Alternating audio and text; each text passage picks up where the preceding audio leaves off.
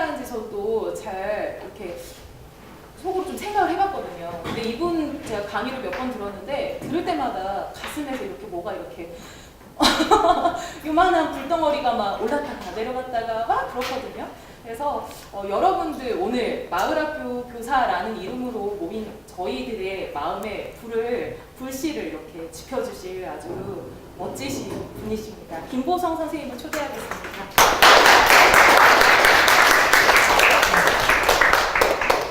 안녕하세요. 안녕하십니까. 리액션이 좋아야 된다니까요. 리액션이 나쁘면 강사도 시들해져가지고 재미가 없어진단 말이죠. 근데 사실 아시죠? 이렇게 모이신 분들한테 강의하는 게 제일 어려워요.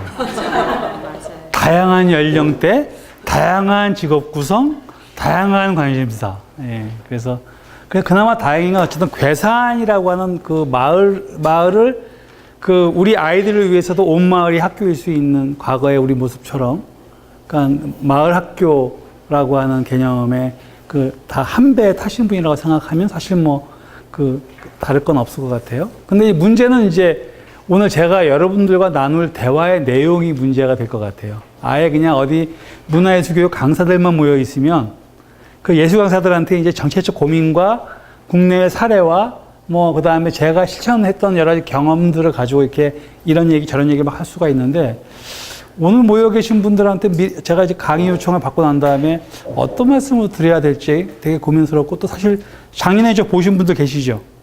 이 중에. 예. 몇 분 계실 것 같아. 제가 성격이 좀 이렇게 리바이벌 정말 싫어하거든요. 똑같은 얘기 반복하는 건데, 한 번 들으신 분이 계시니까 일단 제 스스로가 같이 불편해, 마음이 매우. 기억이 안 나요. 걱정하지 말아요. 그러니까 저 얘기도 저한테 상처야. 기억이 안 난대. 어? 제 기억이 얼마나, 제 가위가 얼마나 상처였으면 기억이 안 나신다는 거 아니에요? 그러니까 어떻게 해도 상처야. 아니면 퇴직쟁이? 예, 이게 참, 안녕하세요. 어서오세요. 예. 그러니까 저는 이런 모습 볼 때마다 불편한 거 아시죠? 문화는 뭐다? 문화는 배려다. 늦게 오신 분들이 불편하게 앉지 않도록 이렇게 앞에 앉아 계시면 뒤에 오시면 저 뒤에 앉으면 편하시잖아요. 근데 거기부터 앉아 계시면 늦게 오신 분들이 여기까지 오셔야 되지 얼마나 불편하시겠어요.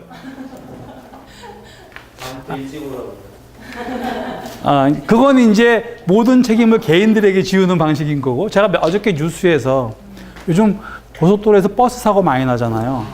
근데 앵커가 정부 대책이라고 얘기하는 게 속도 감속 장치를 의무부차가 강화하겠다 이렇게 내요. 이거는 뭐냐 하면 그 버스 사고의 원인이 운전사에게 있다 이 소리잖아요.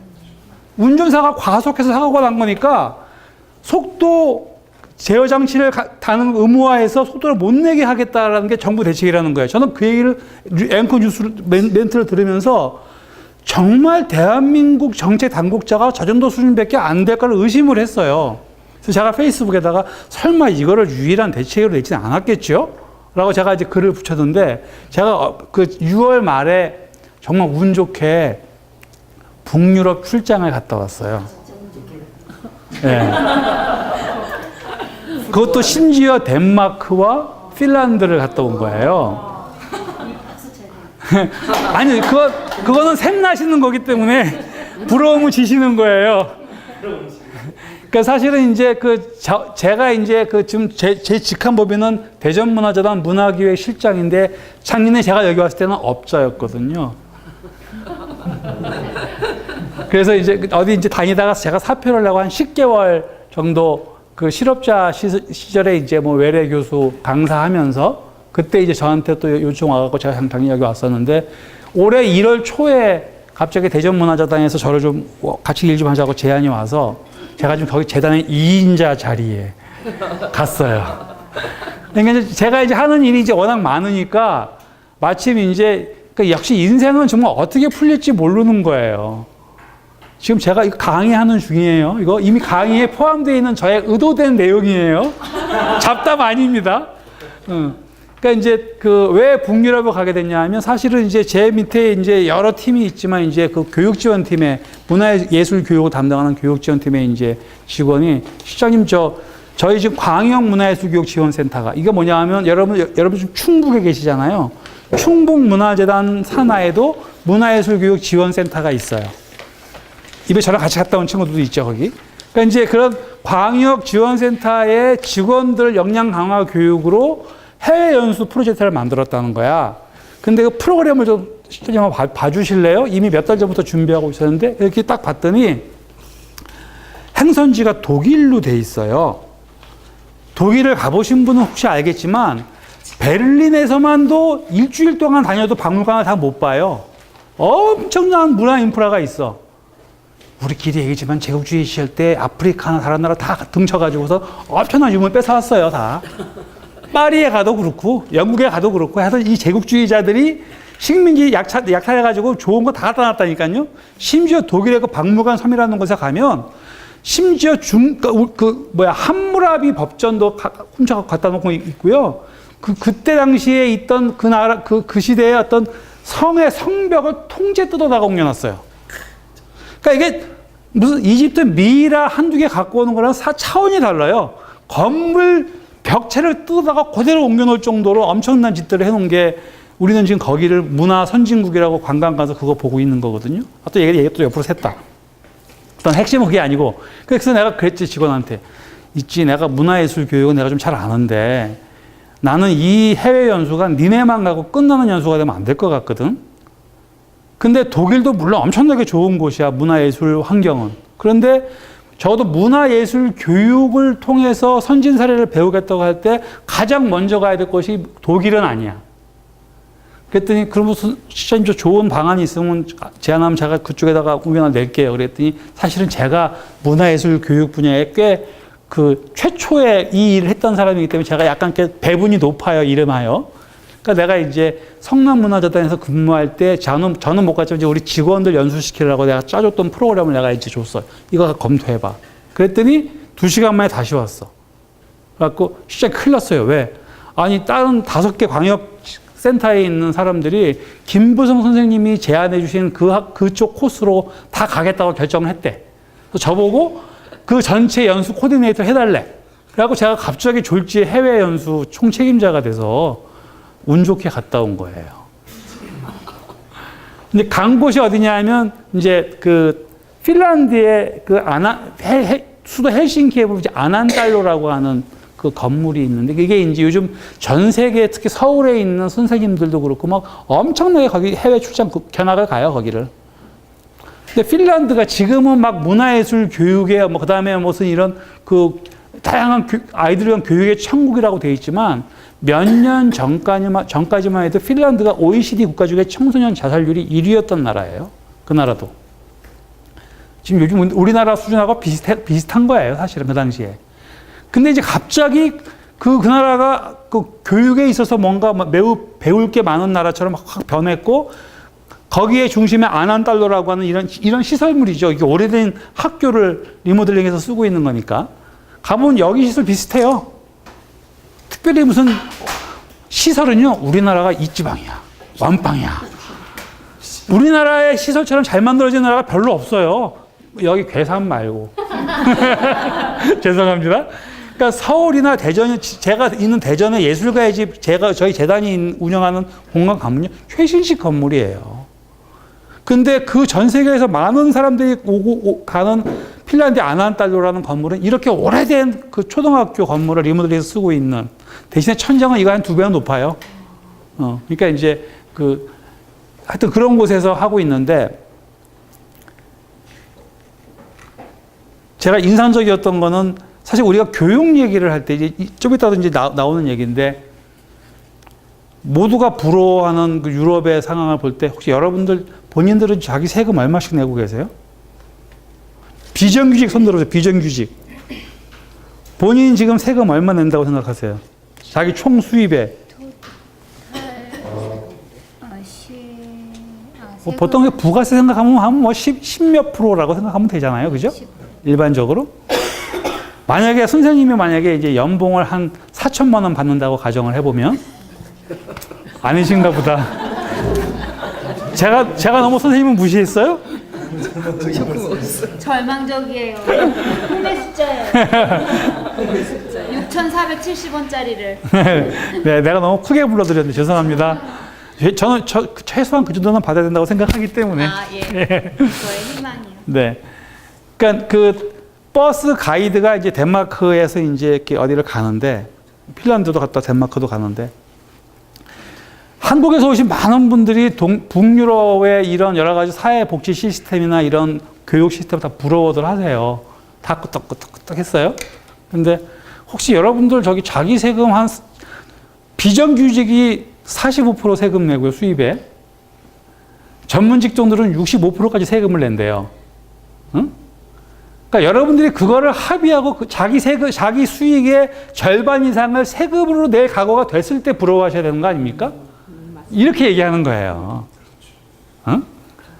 그러니까 우리가 지금 그 뉴스를 통해서거나 어떤 이런 강연자의 강의를 통해서거나 책을 통해서 어떤 외국의 사례를 배울 때 너무나 많은 전제 조건을 고려하지 않고 딱 결과만 듣는 거야.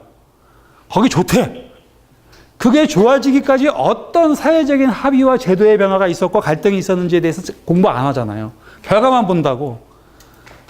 아주 냉정하게 생각해 보세요. 내가 쎄빠지게 벌었는데 내 세금의 50%를 세금으로 내야 돼. 그게 강제가 돼 있어요. 그 다음에 사회복지 얘기하려는데 우리는 지금 그 얘기 안 하잖아. 사회복지는 필요할 때 나는 세금 많이 못 내는 거잖아요. 지금 안 내는 거잖아. 안 내고 싶고 항의하잖아. 당장 선거하면 세금 과세하겠다 그러면 다 표 안 주겠다 그러잖아요. 그게 우리의 이 이율 배반적인 태도들이 지금 비단 조세 제도에만 있겠냐고요. 교육 문제도 그대로 있고 지금 이제 여기가 너무나 명칭이 아름다운 마을 학교야. 심지어 저는 그 제목 보고 감동했어. 와, 괴산 보통이 아니었어. 이미 처음부터 여기가 이 먹거리 문화를 바꿔야 된다라고 하는 초록문명 시대에 저는 총화가 될 거라고 이미 과거 예상했어요. 왜냐하면 여기에 그 한살림 생산 단지가 여기 있고요. 우리나라에서 가장 먼저 했던. 그다음에 이제 아이쿱도 여기에 이제 그 단지 지금 고민을 하고 있고 막 이런 곳이어서. 그러니까 콘크리트 문명 시대, 삽질 공화국 시대의 괴산은 매우 낙후된 도시지만, 낙후된 지역이지만 덕분에 공장도 별로 없고 개발이 안 된 턱에 제가 쓰는 표현의 초록 문명 시대에는 괴산만큼 좋은 데가 없는 거야 이제. 여러분들은 이제 복 받으셨죠. 복을 받아서 살아생전에 받았으면 좋겠는데. 그래야죠. 복 받는 건 알겠는데 그거 과연 내 삶에 올까? 근데 잘 모르겠는 거예요, 그죠? 어쨌든 저는 그래서 이제 괴산에서 여러분들이 이제 마을 학교라고 한다는 얘기를 듣고 저한테 준 제목이 마을 학교와 문화예술 교육이었어요.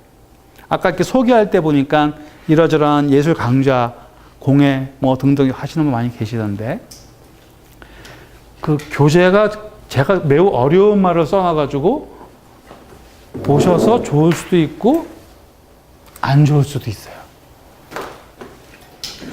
일단 작년에 들었던 분이 계시기 때문에 제가 살짝 비틀어서 그냥 제 마음대로 얘기할게요. 물론 교재를 따라가긴 하겠습니다. 동의를 안 해주시는데?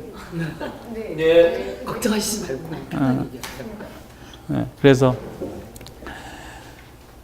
그러니까 사실은 지금 이런 농촌적인 성격이 강한 도시에서 그 지역에서도 마을 학교 얘기를 하지만 도시에서도 지금 마을 학교 아니면 무슨 뭐 마을 활성화 이런 얘기 많이 해요.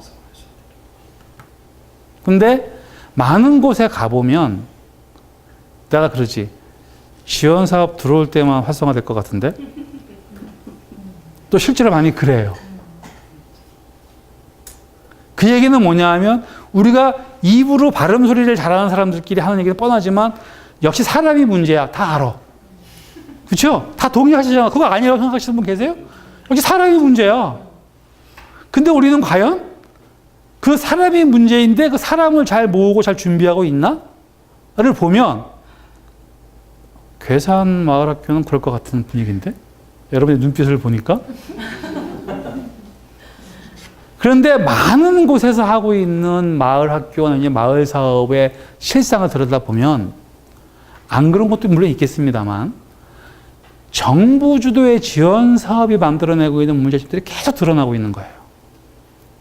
엉뚱한 얘기지만 옛날에 이제 그 가난한 아이들이 학원도 못 다니고 특히 이제 결손 가정의 아이들은 특히나 이 방치가 돼갖고 문제가 많이 돼서 많은 젊은 선생님들이 헌신성의 기초에서 곳곳에 시설은 열악하지만 공부방이라는 걸 만들어서 그런 아이들을 케어하는 시스템들을 스스로 운동으로 해왔어요. 주민운동으로. 고맙게도 갑자기 어떤 정부에서 참여정부 때부터가 국민의 정부에서 국가가 이런 거 해줘야 될 거 아니야? 하고 각각 국가의 복지 정책으로 갑자기 이 제도에 관심을 갖기 시작을 했어요. 그래서 만든 제도가 뭐냐 하면 뭐죠? 지역 아동센터. 폼나잖아요. 지역 아동센터. 근데 갑자기 떡하니 거기다가 아동센터 인가를 받으려면 이만한 시설에 이러이러한 조건을 갖춰야 됩니다. 막 항의했더니 아니 아이들을 그렇게 열악한 조건에 수용하면 되겠습니까? 이런 시설은 갖춰야지. 말은 맞잖아. 그다음에 어떻게 결과가 그동안 정말로 기초에서 아이들 사랑하는 마음만 가지고 열악한 시설에도 불구하고 정말 아이들을 헌신을 봐왔던 많은 곳의 그 모임체들은 이 인가를 못 받았어요. 그리고 다 종교시설이나 무슨 뭐 이런 시설에서 그거 받아가지고 부서를 운영하기 시작한 거예요. 이게 발전일까요? 외형은 발전일 수 있겠지만 거기에 가장 중요한 건 뭘 잃어버리고 간 거예요? 그 헌신적인 교사들의 열정과 역사가 다 사라진 거예요. 그러니까 정부 정책이라고 하는 게 이런 문제가 있는 거죠. 그러니까 나는 우리나라만 그런지는 잘 모르겠어요. 근데 적어도 어떤 나라가 정말 국민들에게 필요한 정책을 한다고 할 때는 그런 일을 해왔던 정부가 시키지 않아도 알아서 해왔던 사람들의 열정과 자발성을 손상시키지 않은 방식으로 제도에서 서포트해야 되고 후원해야 된다고 저는 보는 거예요. 근데 많은 곳의 모든 국가나 지자체의 지원 사업들은 그런 사람들 중심으로 그들이 해왔던 과정과 내용에 대한 노력을 담아주는 과정으로 제도를 짜는 게 아니에요. 자신들의 필요에서 좀 심하게 표현하면 군수, 시장, 대통령, 이런 국회의원, 이런 사람 자기 임기 내에 자기 성과를 만들겠다는 판단 속에서 또 아래에 있는 그 밑에 있는 직원들은 또 알아서 기어. 다 그 사람들의 임기 동안 뭔가 만들어내기 위해서 막 돈 집어넣어가지고 막 몰고 간다는 거죠. 그래서 막 가시적인 성과 막 내. 보고서에만 폼나. 그 사람 끝나고 나면 하루아침에 다 뒤집어져 있어요. 저는 그래서 왜 이런 얘기를 지루하게 하냐 하면 여러분들이 지금 언뜻 제가 보기에는 꽤 좋은 시도로 사람들이 먼저 모여서 마을 학교라고 하는 거를 준비하고 이렇게 운영해 이렇게 모이고 있고 저같이 꽤 괜찮은 강사를 처음으로 불러서 민망해라. 그러니까 이런 얘기를 듣고자 하는 걸 봐서는 참 사람 중심의 모임체를 만들려고 노력하는구나 라고 하는 게 보여요. 언제 여러분들이 긴장하셔야 되냐면 여러분들이 이렇게 모이니까 이게 표잖아요. 막 표가 보이는 거야. 그래갖고 이 주최하시는 분들의 욕심이거나 아니면 이렇게 자꾸 일하니까 사업하려면 좀 필요해요. 그러면 이제 공공 재원을 좀 끌어들이기 위해서 이제 정부에 이제 시정부에 이제 손을 내밀기 시작하면 그쪽에서도 이제 눈치 빠른 사람들은 저게 사람들이 모여 있네. 면면을 보니까 약간 꼴통들도 좀 있지만 그런 대로 잘 저기를 연결하면 뭔가 표가 될 것 같아. 그러면 이제 내년도 또 단체장 선거잖아. 가만히 있겠어요? 다 입지를 시작하지. 그럼 이제 돈이 들어오기 시작해요. 그때 이제 드디어 여러분들이 큰일 나기 시작하는 단계가 돼요. 이게 아이러니한 현실이에요. 이따가 나올 예는 미리 하면 제가 하는 강의 중에 사천 스토리라고 하는 강의가 있어요. 사천 스토리. 끝에 천자가 들어가는 네 도시 이야기야. 제가 있었던 부천. 그 다음에 춘천. 그 다음에 화천, 옥천. 이 중에 세 군데는 제가 직접 관계가 됐던 곳이고 한 군데는 그냥 그냥 제가 사례로만 인용하는 곳이 내 도시 이야기인데 그 중에 춘천이라는 데가 어떤 동네냐면 좋은 소리는 아니에요. 거기는 춘천이 문화도시라고 알고 계시잖아요, 여러분. 뭘로 유명해, 춘천? 애니메이션. 먹는 거 말고. 춘천이 연극제. 이 선생님 연극제. 그렇죠. 그러니까 이제 사실은 춘천이 가장 먼저 문화도시의 이미지로 알려지기 시작한 거는 인형극제고, 그 다음에 유진규 선생님의 마임 축제가 이제 대표적인 시작이에요. 근데 제가 있었던 부천만 하더라도 제가 부천을 왜 갔냐면, 제가 아는 그 선배님께서 저한테 하루는 전화가 와서, 야, 부천 와야 되겠는데, 예? 내가 시장한테 얘기했는데, 시장님은 정부화 도시 하려고 했는데, 내가 선택해갖고 문화도시 하기로 했어. 근데 내가 사람을 추천한다 해서 당신 빨리 와. 하고 제가 갔어요. 저는 원혜영 시장님 얼굴도 모르고 불려가갖고, 이제 제가 거기 문화도시 전문위원으로 이제 그 일을 한 거예요. 그러니까 부천은 지금 정말로 잘 가고 있는, 그 당시에 아주 훌륭하게 성공한 문화도시예요. 판타스틱 필름 페스티벌, 필하모니 오케스트라, 대학생 애니메이션 페스티벌, 만화축제 이런 걸 가지고 문화 도시의 이미지를 재설계하는데 성공을 했어요. 근데 제가 보기에 부천이라는 도시의 성공 사례는 행정이 주도한 도시인 거예요. 그러니까 원혜영 시장, 지금 국회의원이신 원혜영 시장님의 강력한 의지를 가지고 공무원 조직을 추동을 해서 공공 재원을 쏟아부어서 거기에 저 같은 민간 전문가들을 잘 활용을 해서 그 행정력의 힘으로 빠른 시간 내에 도시의 문화적 이미지를 이식시켜서 성공한 사례인 거예요.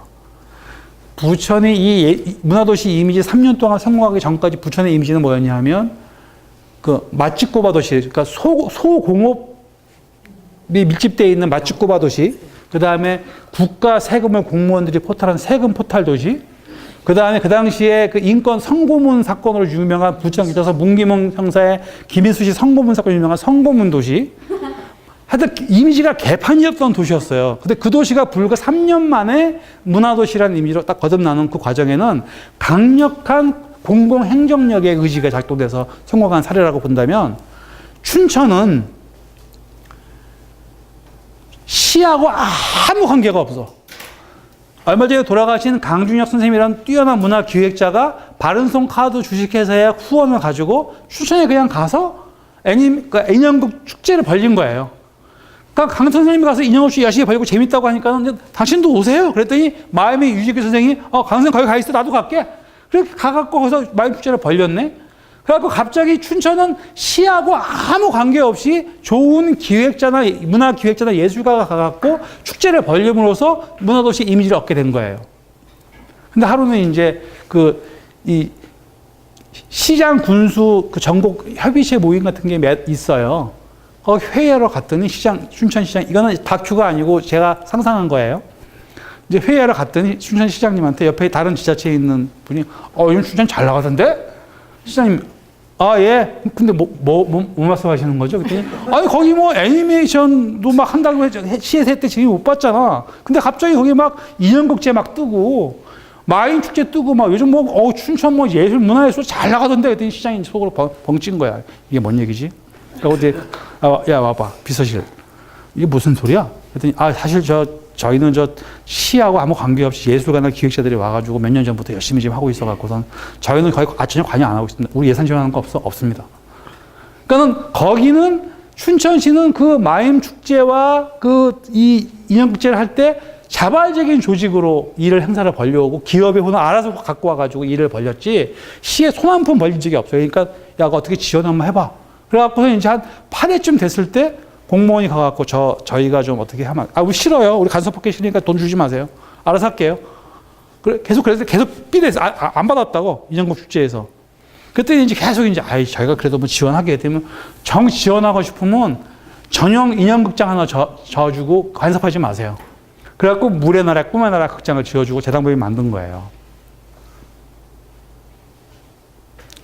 여긴 또 뭐가 문제예요? 지금까지 되게 아름다운 모습이었잖아. 행정부의 간섭도 안 받고 알아서 하다가 시가 돈 주겠다 하니까 그러면 극장 하나 줘줘. 대신에 재단법인 독립시켜줘. 니네 간섭하지 말고. 여기까지 아름다운 모습이었어. 그러니까 행정력의 강력한 집행에 의해서 좀 안목 높은 시장의 의지에 의해서 단기간 내에 문화도시 성공한 부천은 무슨 문제가 있을까요? 여기에 문제는 뭐가 있을까요? 부천은 행정이 주도하다 보니까 민간 자생력은 별로 없는 거예요. 상대적으로. 따라서 시장이 바뀌면 급전직하하는 거죠. 정말 그렇게 됐어요. 실제로. 그게 이제 행정이 주도해서 성공한 그런 문화도시의 허점이 그런 거라고 보면, 반대인 경우에 춘천은 뭐가 문제일까요? 그러니까 제가 전달한 정보만을 가지고 판단하는 거는 판단하기가 어려우실 거예요. 왜냐하면 다 이 아름다운 모습만 있잖아. 지금 내가 얘기한 것 중에는 예술가와 기획자가 알아서 잘 만들었대. 훌륭하네. 시가 돈 주대도 가서 파켓을 주지 마 하고 버텼대. 더 훌륭하네. 여기까지 아시는 거잖아. 뭐가 문제겠어요? 여기에 결정적 문제는 뭐냐 하면 그들만의 리그인 거야. 인연극 하시는 분들끼리만 즐거워. 그리고 마임 하시는 분들끼리만 즐거운 축제가 돼 있어. 거기에 주민은 뭐다? 그냥 관객일 뿐인 거예요. 제 분석에 100% 맞지 않을 수도 있어요. 다만 저는 문화정책 전문가로서 문화도시 이미지를 성공한 도시들의 사례를 분석해 보면서 이게 어떤 점을 보완해야만 지속 가능한 문화도시로 갈 건지에 대한 제가 고민을 했던 결과 때문에 제가 이제 이렇게 내 도시를 지금 분석하는 중이었는데, 그러니까 너무나 아쉽게도 제 말이 안 믿어지면 홈페이지 들어가서 보시면 알겠지만 춘천 인형극제를 그렇게 오래 해왔는데 주민들을 춘천 인형극의 중심으로 끌어들이는 노력이 별로 안 보여. 늘 그냥 돈 내고 하거나 무료로 오는 관객일 뿐인 거지 인형극제의 중심으로 지역 주민이 서 있는 사례를 본 적이 없는 거예요. 또 마임 축제도 마찬가지예요. 그러니까 마이미스트들한테는 유진규 선생님은 신이야. 대한민국의 마이미스트 유진규라는 사람은 마임 하시는 예술가들한테는 신이라고. 너무나 중요한 분이죠. 훌륭한 분이세요. 그건 맞지. 그런데 적어도 우리가 지역 축제가 성공하려면 전문 예술 축제든 물산전이든 다 좋아. 상관없어. 이를테면 제가 사는 보령에, 제가 5년 전에 보령에 귀촌해서 집 짓고 거기서 산에 살고 있는데, 보령 대천 해수욕장에 뭐가 유명해요? 머드 축제.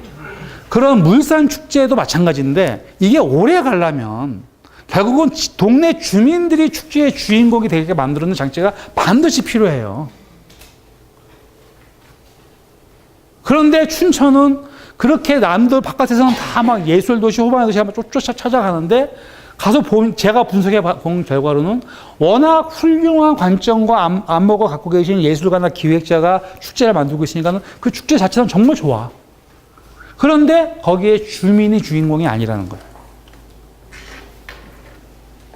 저는 그게 너무나 아쉽더라는 거죠. 자, 그러면 이제부터 정답 나왔네. 강의 끝.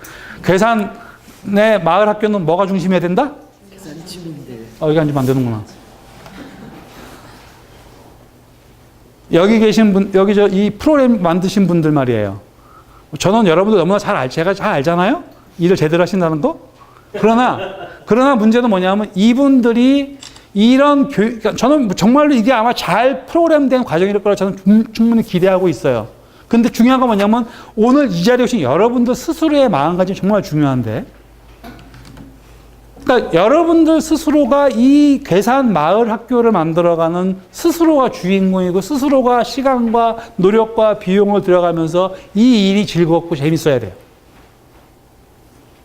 그래서 여러분들이 중심에 서 있는 상태에서 이게 튼실하게 작동되는 자발성이 전제가 된 상태에서 필요한 전문성 꼬오고 필요한 행정력 꼬오고 필요한 공공 재원이 있으면 들어오는 건 상관이 없어. 근데 이 틀이 제대로 작동되지 않는 상태에서 외적인 요인에 의해서 이 프로그램의 움직이는 속도가 빨라지기 시작하는 순간 이 조직은 문제가 생기기 시작한다는 거예요. 어차피 마을 사업은 시간 싸움이에요. 많은 분들에게 이해가 되어지고 많은 분들에게 공감되어질수록 이 사업은 오래가는 사업이야. 만에 하나요? 이건 정말 만에 하나인데 이 중에 누군가가 내가 이번에 우리 동네에서 내가 통반장 한번 해봐야지. 그러면 그분은 갑자기 성과가 필요하기 시작해져요. 외형적인 성과가 필요해. 아니면 심지어 이게 잘 되면 잘 될수록 여기를 발판으로 뭘 하고 싶어 하면 생겨나. 정말 신기해요. 처음에는 도와주지도 않을 것 같은 사람들이 얘가 많이 모여있잖아, 사람들. 그러면 이제, 이거 막, 괜히 막 친한 척해, 이제. 안녕하세요. 막 인사도 하고.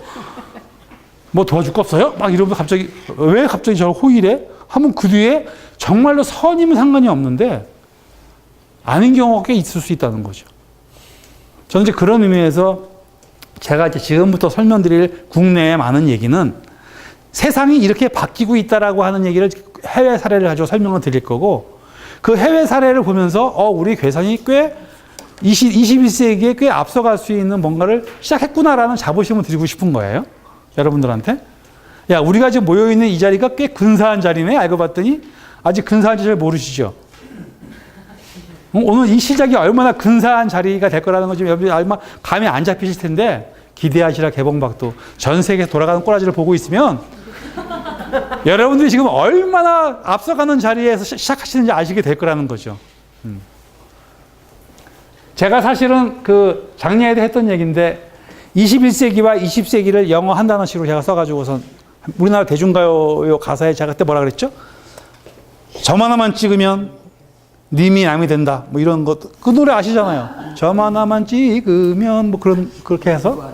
점 하나를 빼면. 빼는 건가요? 뭐 하여튼 좌우단간.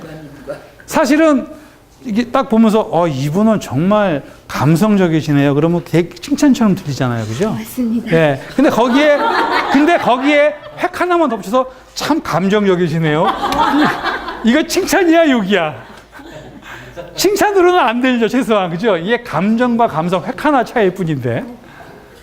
그런데 영어도 그래요. 20세기까지의 저는 우리는 지구촌 사회를 영어 한 단어로 표시하려면 제가 저기 써 있는 것 같이 리액션이라고 하는 단어를 쓰는데 영어 써서 죄송해요. 가끔 하다가는 영어로 쓰는 게 강의에 도움이 되긴 하거든요. 왜냐하면 리액션이라는 말을 띄어서 보면 리라고 하는 것은 반복한다는 뜻이 있고 액션은 실행이라는 뜻이 있어. 저는 그래서 왜 리액션이라는 단어를 20세기까지의 지구촌 사회를 특징짓는 단어라고 얘기하냐 하면 사실은 그 산업 중세 시대를 거쳐서 르네상스를 거치면서 산업혁명 시대로 와갖고 현대에 이르기까지 지구촌 사회 인류는 대량 생산, 대량 소비 사회를 만들기 위해서 모든 걸 바쳐왔던 시대예요. 배고픔을 이기자. 많이 만들자. 많이 만들어서 많이 팔아먹자. 자연 훼손해도 상관없다. 우리 그냥 한강물 다 박살내도 상관없다. 하여튼 많이 만들고 뭐 열심히 건설해서 뭐 하기만 하면 된다. 그게 우리가 지난 세기까지 살아왔던 우리의 인생 철학이었다고. 여러분들이 동의하든 동의하지 않든 인류 사회가 만들었던 과정이에요. 제 말이 거짓말같이 들리십니까? 제가 지금부터 거짓이 아니면 증명해 드릴게요. 전문가 정의해 주세요. 제가 수천 번의 강의를 다닐 때마다 이 질문을 했는데 한 번도 오답이 없었어. 부담되시죠? 네. 근데 말하면 무조건 정답이에요. 전문가 정의해 주세요. 전문가란? 무조건 말하면 정답이야. 아, 그래요? 그 분야에서 빙고! 박수. 아니, 여러분 다 들으셨잖아. 그 분야에서 깊이 있는 지식과 경험을 갖고 있는 사람. 맞죠? 그죠? 정답이야. 무조건 정답이라니까. 제가 어디 가서 물어봐도 정답을 안 내본 적이 없어요. 그럼 다시 제가 질문 드리죠.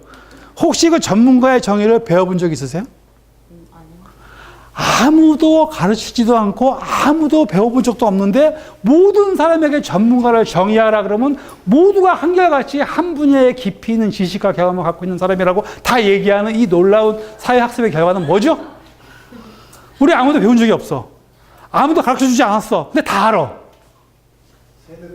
예, 우리 유전자에 녹아버려 있는 거예요, 지금. 근데 제가 그 유전자를 분석해 봤다는 거 아닙니까? 거슬러 올라가 중세시대까지. 중세시대 때는 물건을 만드는 전문가를 뭐라고 불렀죠? 장인. 역시 선생님이세요. 네. 그러니까 장인이 좀 팔자 좋은 장인, 능력 좋은 장인은 무릎제자 도제를 데리고 원료에서부터 완제품에 이르기까지 전공정을 지배해. 야, 옛날에 배웠던 거 기억나죠? 그걸 우리는 이제 그 중세시대 때 장인 제도가 지들끼리 이 집단 만드는 게 뭐예요? 길드라고 하는 조합도 있고. 다 기억나시죠? 새록새록? 네. 그래서 이제 다만 근데 이제 이걸 좀 폼나는 용어로 얘기하면 원료에서부터 완제품에 이르기까지 전공정을 지배하다 보니까 이 과정이 꽤 오래 걸리잖아요. 그죠? 한 물건을 만들어내는데 물건의 퀄리티는 매우 높을 것 같은데 장인이 만들었으니까 시간이 오래 걸려. 이걸 전문용어로 뭐라 그래? 노동 생산성이 낮은 거예요. 근데 중세 시대 때는 평민이나 노예는 뭐 개차반으로 사는 거니까 그때 중앙 귀족과 봉건 영주나 왕만한테만 납품하면 되는 거예요. 그러니까 그 정도의 생산력으로도 그 사회가 유지될 수 있었기 때문에 그런 어떤 낮은 노동 생산성에도 불구하고 그 사회가 지탱이 가능했어. 근데 갑자기 르네상스가 일어나고 산업혁명 시대가 됐어. 그럼 물건이 어떻게 돼? 심지어 그때 지금 생각하면 기가 막힌 일도 벌여서 어려운 말인데 기억하실지 모르겠다. 러다이트 운동이라고 들어보셨어요? 네. 아, 여기 너무나 선생님 많으시네. 우리 옛날에 배웠던 거야. 지금 생각하면 웃기는 거지. 갑자기 그 길드에서 그 장인들이 완전히 갑질을 했잖아요. 갑이잖아. 왕갑이야. 근데 어느 날 갑자기 보니까는, 내 물건 안 사가. 야, 네 물건 진짜 너무 비싼 거 알아? 저기 공장에 쏟아져 나와, 싸게. 안 사는 거야. 그때 갑자기 이제 길드에 대책회의 열었어. 딱 모여서. 야, 우리가 지금까지 잘 먹고 잘 살았는데, 우리 큰일 났어. 위기에 빠졌어. 문제가 뭐지? 저 기계가 문제 아니야? 기계 때려 붙이러 가자. 그래서 기계 파괴 운동이라고 하는 게 러다이트 운동인 거예요. 지금 생각하면 한심하게 짝이 없죠, 여러분? 그 당시에는 그게 문제의 원인이었던 거예요. 얼마나 심각했으면. 어쩌면 우리가 먼 훗날 우리의 후손들이 우리를 볼 때, 야, 그때 우리 그 조상들, 할머니들은 핸드폰 보면서 이렇게 손으로 찍었다 그러더라. 야, 그게 말이 되냐? 우리가 느끼면 바로 그냥 기계가 움직이잖아. 이런 시대가 올지 몰라요. 그때 생각하면 지금 우리의 모습은 매우 웃길지도 모른다니까? 야, 그때는 완전히 그냥 생물학적 인간이었다며? 우리 같은 인조인간이 아니고? 나는 AI 장착하고 싶어요. 가능만 하다면. 왜냐하면 정보를 마음대로 가공하고 빅데이터를 내가 마음대로 쓸 수 있잖아. 너 오늘 막 나가나, 내가 지금? 이건 문화적인 충격일 수 있는데요. 그러니까 우리가 과거의 산업시대 초기에 그 러다이트는 기계 파괴 운동하는 그 행태가 이해가 안 되듯이 지금 생각하면 한심하게 짝이 없지만 그 당시엔 그 심각한 그 장인 길드 조약에서는 그거를 부셔야만 내 기득권을 유지할 수 있다는 판단 때문에 그 기득권 이해하기가 무서운 거야.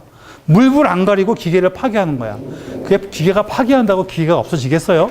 이미 시대가 바뀌었는데? 실제로 부셨어요? 그럼요. 그러니까 우리가 그때 배웠던 여러분들 머리가 좋다면 뭐가 기억나시냐면 종획운동이라는 말과 러다이트 운동이라는 말이 기억이 나셔야 돼요. 제대로 중학교를 졸업하셨다면.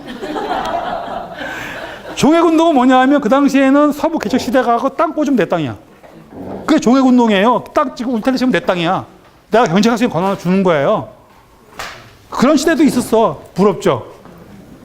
땅도 별로 없는데 그때 가서 살걸. 자, 어쨌든 그러니까 사실은 그런 시대에서 이제 그 산업화 시대로 오면서 막 이제 갑자기 그 인류는 이제 그 대량 생산 시대의 어떤 새로운 시대로 접어들기 시작한 거예요. 인류가. 저는 지금 여러분들한테 왜 아무도 배우고 가르치지도 않았는데 전문가의 정의를 한 분야에 깊이 있는 지식과 경험을 갖고 있는 사람이라고 알게 됐는가를 지금 설명하기 위해서 이 많은 시간을 쓰고 있는 중입니다. 놀랍죠? 자, 우리가 어쨌든 그래서 그 막 여러분 기억나시죠? 포드 시스템, 테일러 시스템 막 이런 거 기억나세요? 네. 벨트 컨베이어 막 나오고. 그러니까 인류가 배고픔을 극복하기 위해서 대량 생산, 대량 소비 사회가 가능하기 위해서 만들어졌던 모든 일들에 인류는 최고의 가치를 부여하기 시작했어요. 심지어 1960년대 중반에 그 노벨 경제학상을 받은 사람이 갑자기 이름이 생각이 안 나네. 아니요. 길브레스와 그 일당들인데 교수들 몇 사람이 이제 노벨 경제학상을 받는데 그 경제학상 제목이 뭔지 아세요? 미세시간 동작 연구예요. 와, 어렵죠? 미세시간 동작 연구. 근데 그 논문을 이제 그렇게 영어로 된 걸 이렇게 쭉 펴갖고 읽어보면 정리해보면 제가 요약해 드릴게요. 그게 뭐냐면 내가 노동자, 얘가 벤치프레스 기계, 여기가 원료. 그러니까 기계와 원료와 노동자를 어떻게 위치시키고 그 정비를 해놔야 단위 시간에 많은 걸 찍어낼 수 있는가? 이걸 연구하는 게 미세 시간 동작 연구라는 논문인 거예요. 그런 것처럼 인류는 지난 아날로그 시대 때까지 대량 생산, 대량 소비세를 만들 수 있다면 모든 걸 거기에 최고의 가치를 부여하던 시대를 살아왔는데 그 시점이 뭐냐면 바로 인류가 개발한 생산 방식이었죠. 뭐라고? 두 글자. 분업. 여러분 저 찰리 채플린 영화 보셨어요? 공장에서 막 컨베이어에서 막 조이고 있는데 종이 띵 쉬었어. 근데 계속 손이 움직여. 이게 어쨌든 그 대량 생산 사회를 패러디한 그 채플린의 정말 천재적인 영상이죠, 그죠? 그러니까 인간이 끊임없이 노동에서 이제 즐거운 노동이 아니야. 소외된 노동에서 기계가 돼가지고 그냥 단순 반복을 반복하는 것. 그러니까 그 분업이라고 하는 말을 풀었으면 단순 반복에 의한 숙련도의 증가라는 거예요, 그죠? 야, 너는 다 배운 거야 옛날에. 응. 숙련도를 증가하기 위해서 하나만 잘해야 애가 된 거죠. 여러분들 혹시 학교 갔을 때 선생님이 우리의 자식에 대해서 얘기할 때 애가 좀 산만해서요. 그러면 여러분들 다 갑자기 네, 죄송합니다 하고 다 죄인이 됐던 경험을 저희 부모님 세대는 갖고 계시는데 여러분도 어떠신지 모르겠네. 우리 부모님들은 저는 공부를 좀 했어요. 조금은 했는데 제가요 조금만 집중하면은 더 잘할 수 있는데 제가 애가 되게 산만해요가 저에 대한 평가였어요. 근데 또 우리 부모님은 학교 가서 그 말을 들으면 당신이 죄인처럼 아우 죄송합니다. 그래서 내가 나중에 커서 보니까는 그게 왜 산만이 왜 죄지? 나는 다양한 분야에 관심이 있었을 뿐인데. 근데 인류 사회는 왜 한 것만 팔아 이런 말 많이 들어보셨죠? 혹시 내 자식한테 다 그런 얘기 해봤다. 손 들어봐. 진짜 없어? 좋아요. 여러분들은 디지털 세대임을 제가 지금 인증해 드릴게요. 그러니까 우리가 아날로그 시대 때 살았던 부모님들한테는 각인된 게 뭐냐면 하나만 잘해였어요. 그죠? 한 군무만 파라고 그랬어요. 그게 뭐냐고. 그게 우리가 하는 전문가의 정의하고 똑같은 얘기잖아요. 하나만 잘해. 그러니까 우리는 사실 인류가 대량 생산, 대량 소비 사회를 만들기 위해서 우리에게 끊임없이 주입했던 방식이 뭐냐 하면 죄송합니다. 그거였어요. 좀 다른 얘기인데 그 마틴 스로우라고 하는 미국의 사회학 교수가 교육 단계 이행론이라는 이론을 논문을 발표한 게 있는데 거기에 보면 이런 말이 나와요. 대학 진학률이 전문대를 포함한 대학 진학률이 15% 미만이던 시대의 대학 교육의 목적은 그 시대의 지배 엘리트를 양성하는 게 목적이래요. 맞는 것 같죠, 그죠?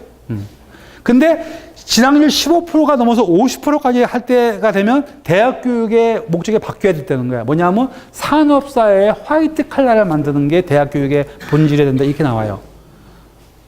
우리가 궁금한 건 뭐다? 50%가 넘으면 어떡할 건데? 이거야. 세 번째가, 얘는 세 번째가 대학 진학률이 50%가 넘어갔을 때 대학 교육의 목적은 뭐 해야 된다?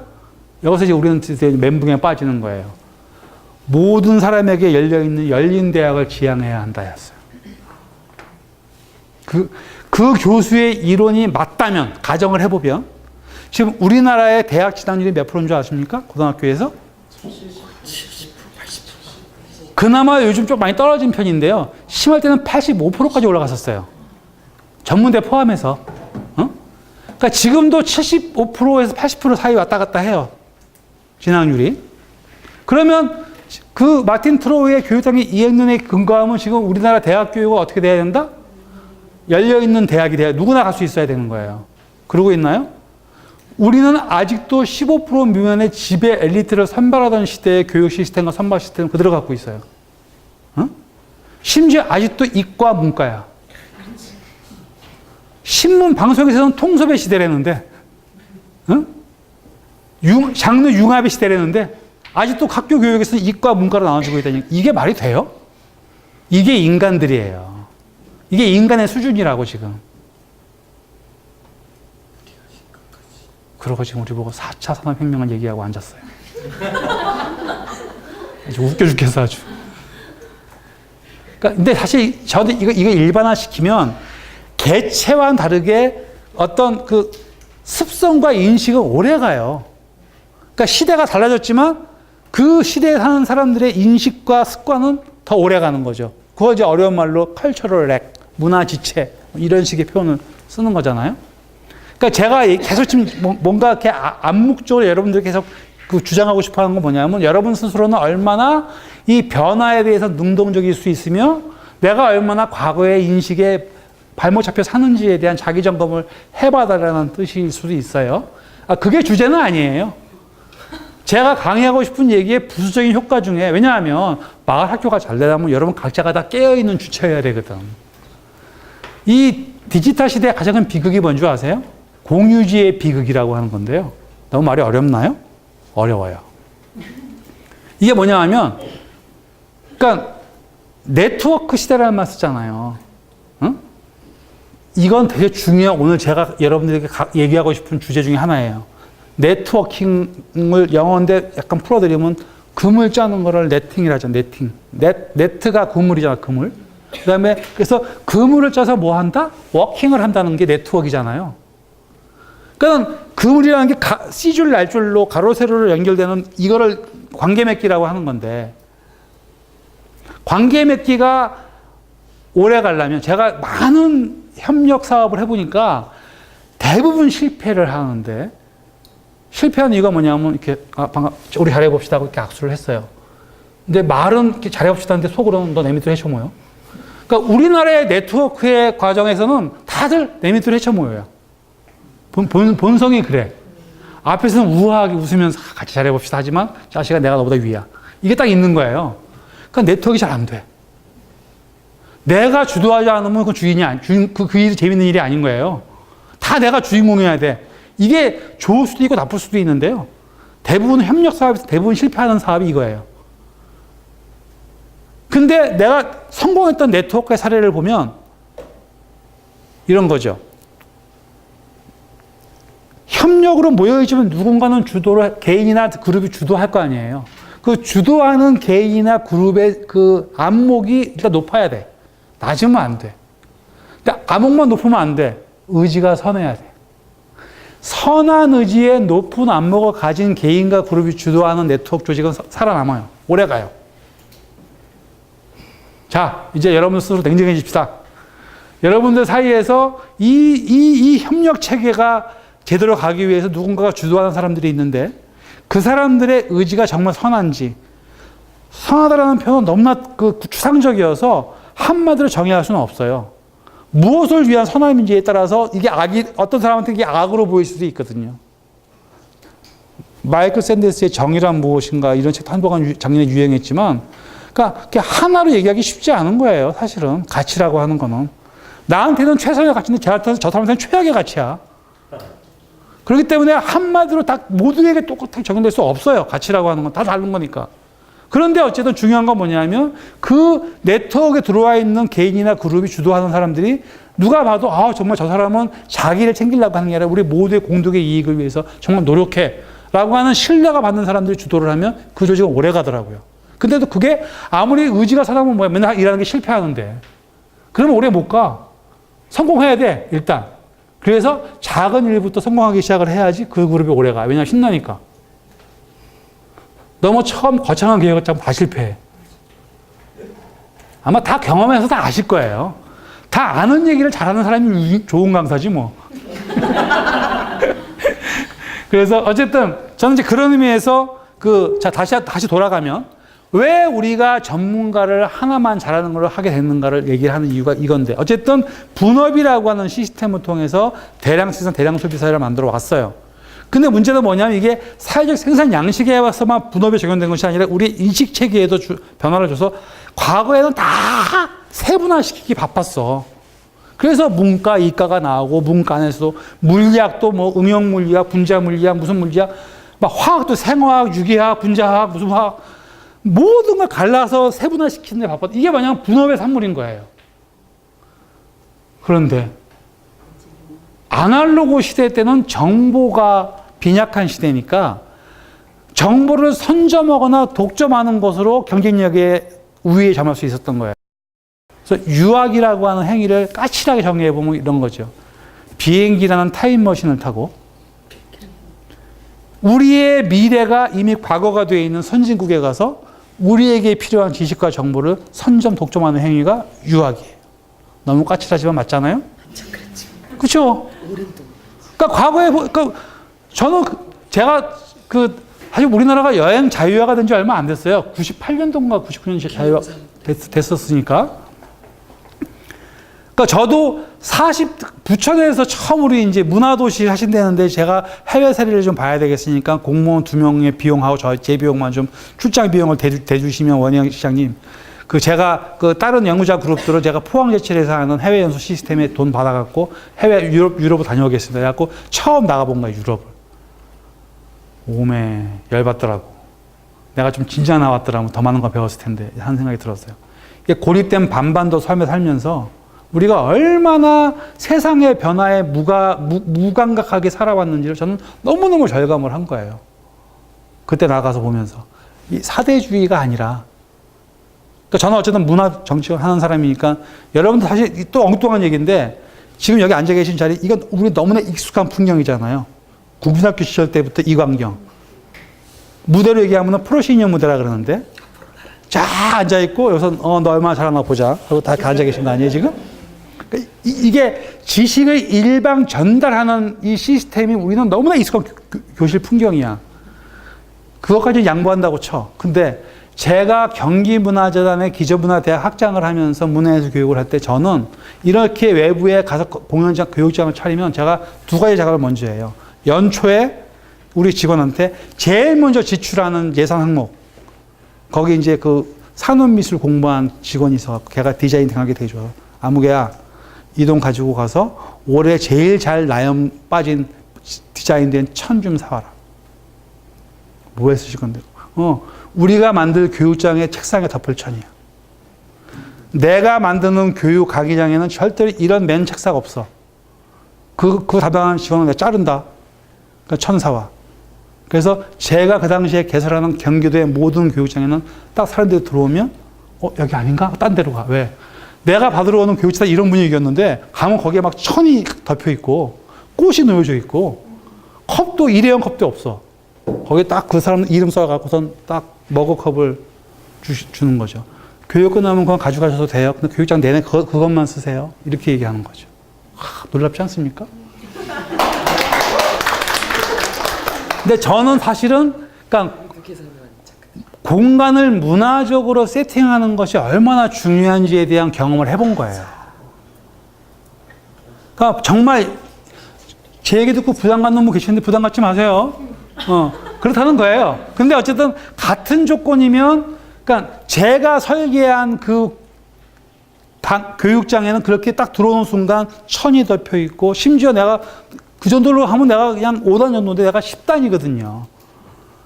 문화적 안목이. 그러니까 나는 산업미술 전공한 그 친구한테 하루 전에 미리 거기 출장을 보내. 돈을 줘서.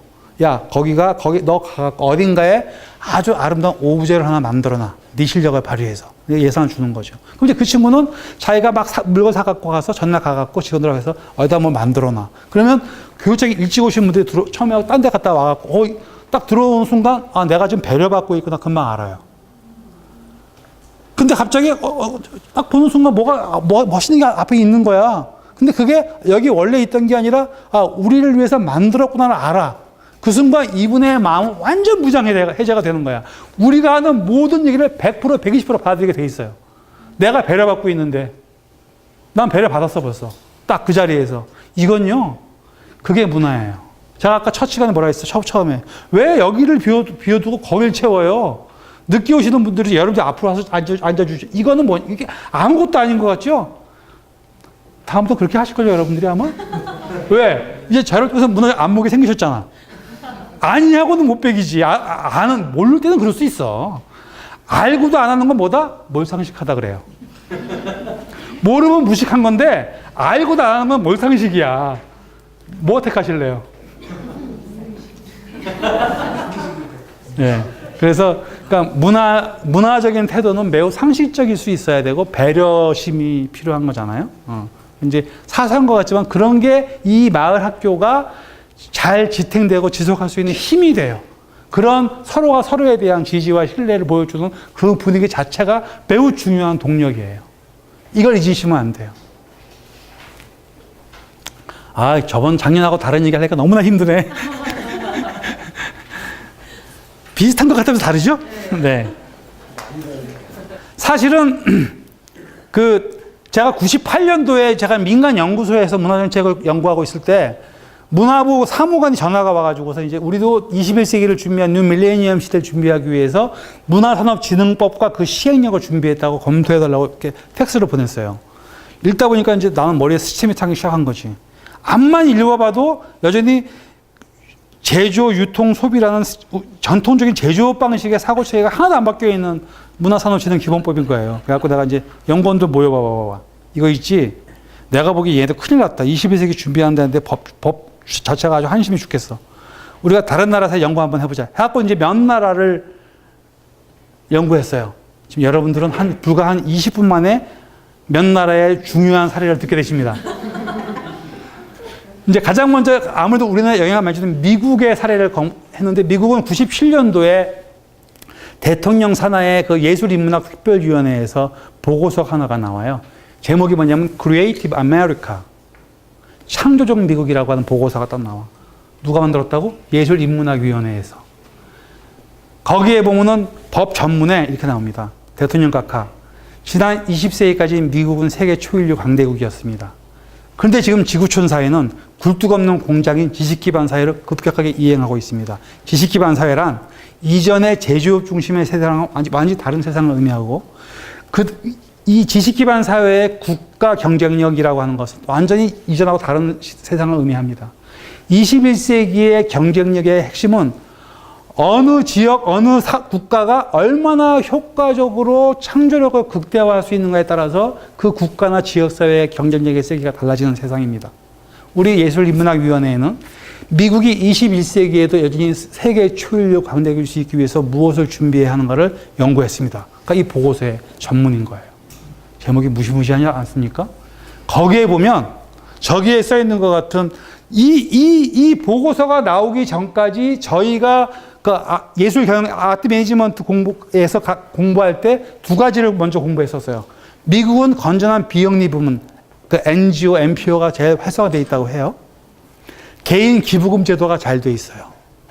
여러분 워런 버핏이나 빌 게이츠나 이런 사람들이 그 투자자의 규제에 이런 사람들이 기부 무지하게 많이 하잖아요.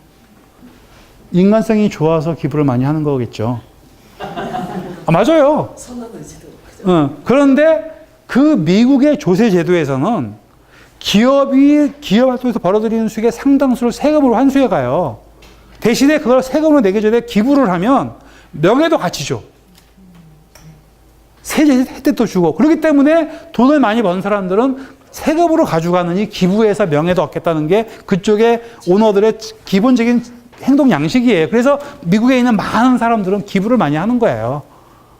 근데 이런 거 아세요, 혹시? 우리나라에는 문화를 다루는 국가부서가 있어요, 없어요?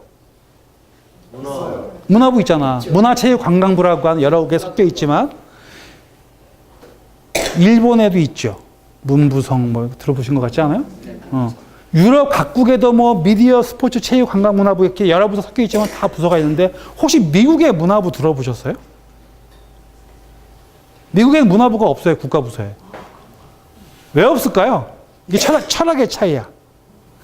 전통적인 그 문화 강국이라고 얘기하는 유럽에서는 문화에 대한 인식이 뭐냐면 문화는 사회적인 공공재로 이해를 해요. 응? 사회적 공공재이기 때문에 문화는 당연히 국가가 책임져야 될 덕목이라는 게 유럽의 인식이에요. 거기에 비해서 미국은 청교조 프로테스탄스의 종교 윤리에 의해서 개인에 의해서 만들어진 국가라는 인식이 강하기 때문에 문화는 개인의 덕목이지 국가가 책임질 문제가 아니라고 생각하는 거예요. 완전히 달라, 인식 체계가. 그래서 굳이 미국에서는 국가부서로 문화를 둘 이유가 없는 거야. 그건 개인의 덕목이고 민간이 알아서 하는 문제야. 그러니까 개인 기부금을 모아서 자그마한 파운데이션을 만들고 그것들부터 큰 중규모 파운데이션 만들고 이게 기금을 만드는 재단을 만들어서 거기서 그런 일들을 많이 하는 거예요. 그래서 미국은 이 보고서가 나오기 전까지 건전한 비영리부를 유지시키는 이 하나가 있고 우리가 브로드웨이 뮤지컬 다 아시는 것처럼 상업적인 창조 영역 이 두 가지가 미국을 결정하는 문화산업의 중심이었는데 이 크리에이티브 아메리카 보고서에서 미국이 21세기에도 세계 초일 강대국일 수 있기 위해서 뭐가 문제다? 창조력의 극대화 크기가 문제인데 창조력을 효과적으로 극대화시키는 세 가지 방안이 전통적인 저 두 가지 말고 새롭게 딱 이 보고서에 미국의 예술 인문학자가 딱 언급한 거야. 공공의 삶에 생기를 부여하고 예술과 인문학의 중요성을 자연스럽게 인식하도록 도움을 주는 아마추어 예술 활동의 촉진.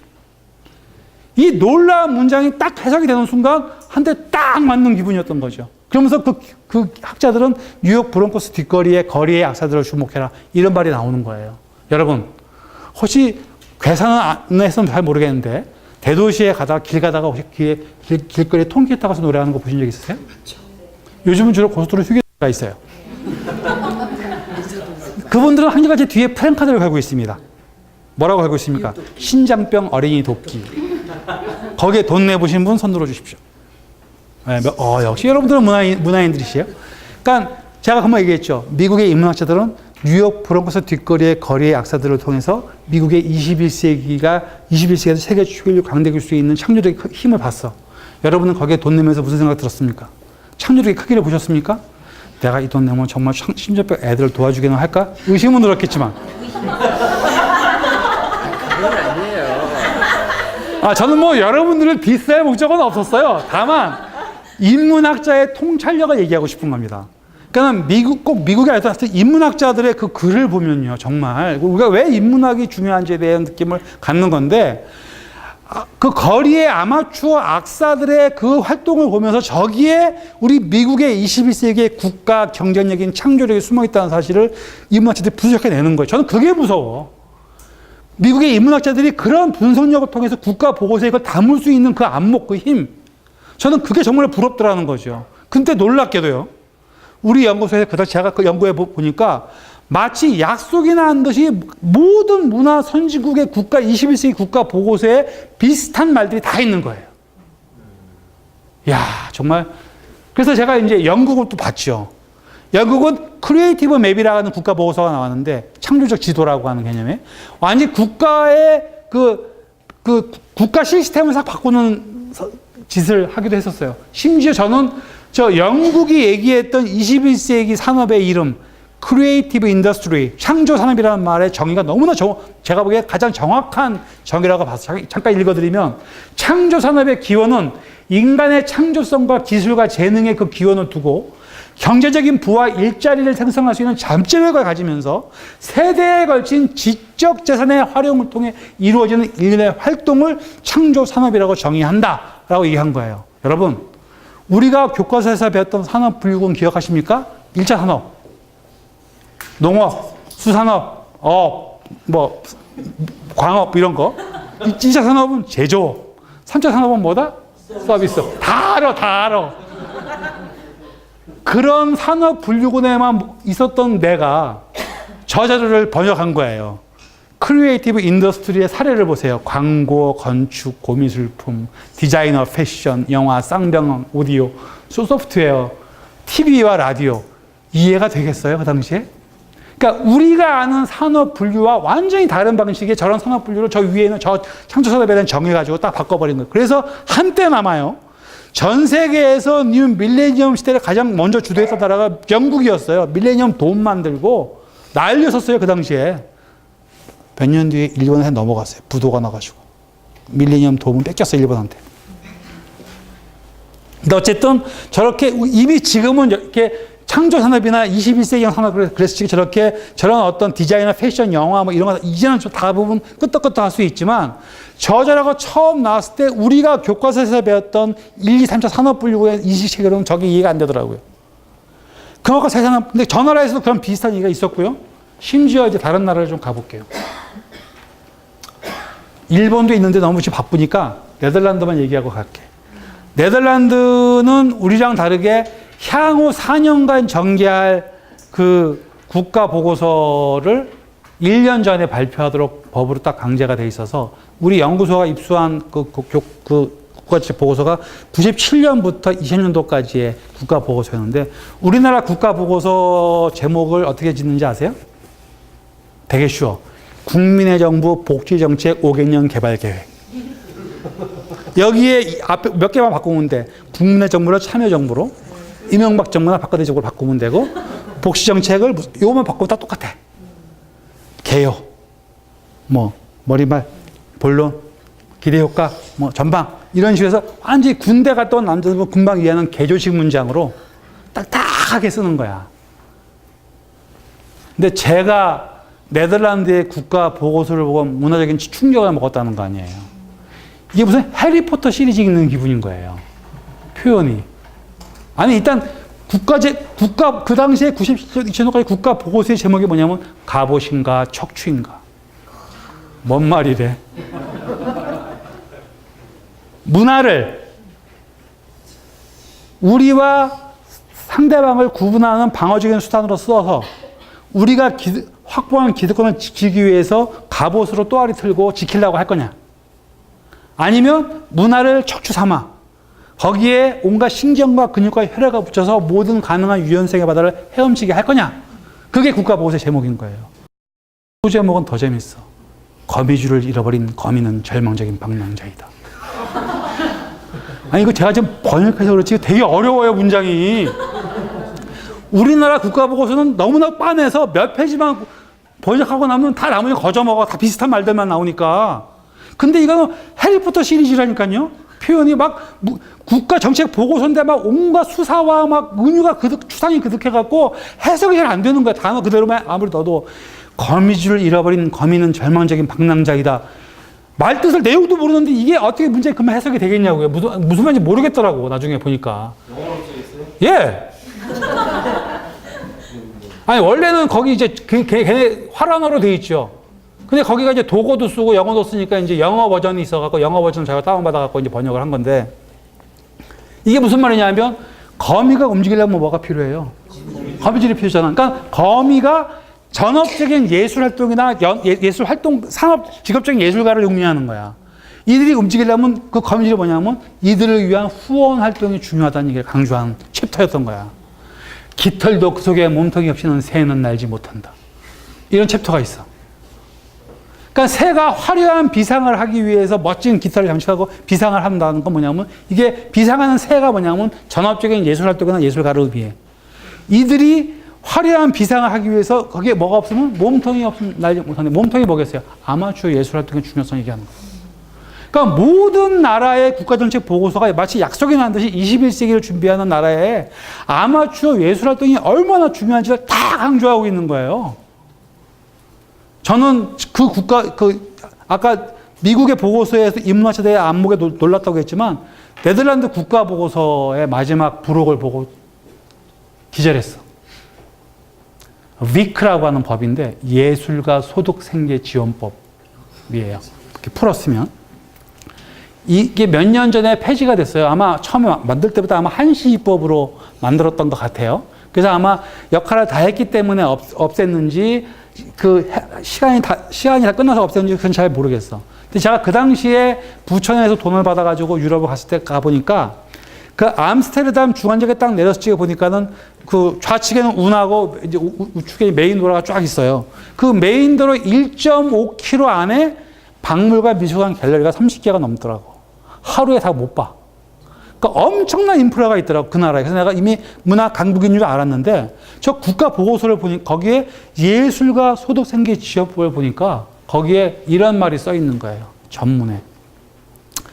누구나 스스로 예술가라고 생각하는 순간 그 사람은 예술가이다. 콜? 동의하십니까? 네. 여러분들은 수준이 높아서 동의하시지만, 제가 좀 염색해서 잘 안 보이실 텐데 머리가 하얗게 쉬었어요. 부천에서 쉬었거든요. 왜냐하면 그 당시 부천이 어떤 수준이었냐면 정말 놀라운 도시기도 해요.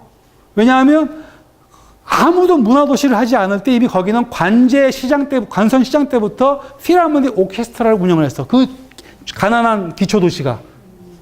쉽지 않은 도시예요. 그리고 거기는 지금도 마찬가지인데 우리나라가 광역 지자체는 의무적으로 그 지역의 예술가들을 지원하기 위한 문예지등 근거로 운영해야 돼. 강제사항이에요. 서울시 있고 경기도 있고 다 있어. 근데 지금도 260몇 개의 기초 지자체에 대해서는 권고사항이지 의무사항이 아니에요. 둘 수도 있다야. 근데 지금은 몇 개 생겼는데 그 당시에는 전국에서 유일하게 부천 문화예술 근거를 갖고 있는 유일한 도시가 부천이었어요. 근데 그 부천에서 무슨 일이 벌어졌냐면 예총과 민예총이 이 금고 운영의 주도권을 놓고 맨날 싸우는 거야. 니네가 예술가야 이 새끼들하고 맨날 멱살잡이하고 제가 그거 뜯어말리다가 머리가 하기 쉬웠다니까요. 그런 경험을 갖고 있는 제가 이 법의 첫 문장 전문에 누구나 스스로 예술가라고 생각하는 순간 그 사람은 예술가이다. 그러니까 이제 현실을 설명해 드리면 거기도 우리나라 요즘 이제 저도 예술인 복지카드 갖고 있는데 저 작곡가거든요. 저 유명한 곡을 갖고 있는 사람이에요. 유명한 곡 있어요. 뭔데? 광석이도 불렀어. 김광석이도. 궁금하시죠? 궁금하면 500원. 아니 정말이에요. 제가 얼마 전에 그 김광석 뮤지컬이 막 떴잖아. 바람이 불어오는 것부터 해서 거기에 제 노래가 들어가 있어서 방학 때 뮤지컬 시즌이 끝나가 나면 작품 사연료가 저한테 저작권료가 들어와요. 지난달에 350만 원 들어왔더라고. 다 한 곡에. 작곡가라고 제가. 근데 어쨌든 그러니까 무슨 얘기하다가 여기까지 온 거야? 그래서 어쨌든 그 법 생계 지원법에 보면 그 전문에 이렇게 써 있는 거예요. 지금 이 땅에는 어디? 네덜란드에는 예술 창작 활동을 지속하지 못하고 생계 유지를 위해 직업을 찾아 거리를 전전하는 사람들이 많다. 우리가 만약 이들을 지원하지 않는다면 이들이 혹시 예술 창작 활동을 지속했을 때 먼 훗날 혹시 만들어내게 될지도 모를 위대한 예술 생산물을 우리는 잃어버리게 될지도 모른다. 따라서 지금 당장 우리는 이들을 지원해야만 한다. 딴 데서 이야기하면 감동의 박수가 나오던데. 여러분들은 이 박수를 치시는 순간 콘크리트 감수성에서 말랑말랑한 감수성으로 바뀌신 거예요. 감동할 줄 모르는 사람은 강의를 들으시면 안 돼요. 이런 얘기 어디서 듣겠어요, 솔직히. 예, 저는 사실, 그러니까 정말 그 말이 믿어지지가 않는 거예요. 저는 그거 번역하고 그냥 쓰러졌어요. 열받아서 화가 나서. 왜냐하면 내가 그동안 이 문장을 번역하기 전까지 겪어왔던 나의 경험담이 주마다같이 샥 지나가는 거예요. 제가 잘한 일이 몇 가지 더 있는데요. 뭐가 있냐면 제가 경기문화재단에 근무할 때 이것이 미래의 교육이다라는 시리즈를 개발해서 물론 저 혼자 한 건 아니고요. 했는데 그게 뭐냐 하면 전 세계의 새로운 형식의 학교 운영하는 시스템을 연구했어요. 그래서 영국의 슈타이너 학교, 러시아 톨스토이 학교, 태국의 무반덱 학교, 일본의 키노쿠니 자유학원, 독일의 몬테소리 학교, 프랑스 프레네 학교, 덴마크 그룬트비 학교, 머리도 좋아. 미국의 프리스쿨 매트스쿨. 듣는 이 처음이시죠? 예. 선생님들이니까 아시지. 예. 제가 그거 만든 사람이에요. 근데 어쨌든, 그러니까 전 세계에 그렇게 정말로 새로운 시스템으로 학교를 운영하는 사례들도 많이 있더라는 거죠. 제가 이제 문화예술교육 하려고 보니까. 어쨌든, 그런데 이 기획서를 만들어가지고 갔을 때 우리 경기문화재단의 대표님은 내 손을 덥석 잡고 감동한 나머지 잘해보라고 했을까요? 천만의 말씀 만만의 공덕이죠. 여러분의 자녀들이 맨날 우리가 신문방송 라디오에서 보면 창조력의 시대라고 얘기하죠. 직장 가봐. 창조력하게 해주나. 미친놈 취급해요. 아직도 우리 사회는. 그러니 저같이 이 보기에도 예사롭지 않게 생긴 놈이 갑돌이 갑순이처럼 사고 정말 제가 제일 싫어하거든요. 제가 학교 강의할 때 첫 시간에 무슨 얘기하는 줄 아세요? 야, 나는 매 수업마다 레포트 내니까 빨리 딱 드롭시키고 나가. 내 수업 힘들어. 나 만만한 사람 아니야. 나한테 레포트를 내면 한 학기 동안 한 번도 나한테 답메일을 받아보지 못하는 사람이 있어. 내가 두 가지 경우에 답메일을 해줘. 레포트를 읽어보니까는 선생님이 열심히 수업했는데 엉터리로 썼어. 스승된 도리로 가르쳐줘야 되잖아? 야, 너 이거 잘못 쓴 거야. 틀렸어. 다시 써. 이러이러한 게 비었어. 당연히 가르쳐줘야죠. 그래서 잘못 쓴 놈한테 내가 답장해준다. 그럼 또 누가 받겠니? 아주 잘하는 애한테 너 엑설런트다. 이것만 추가하면 최고야.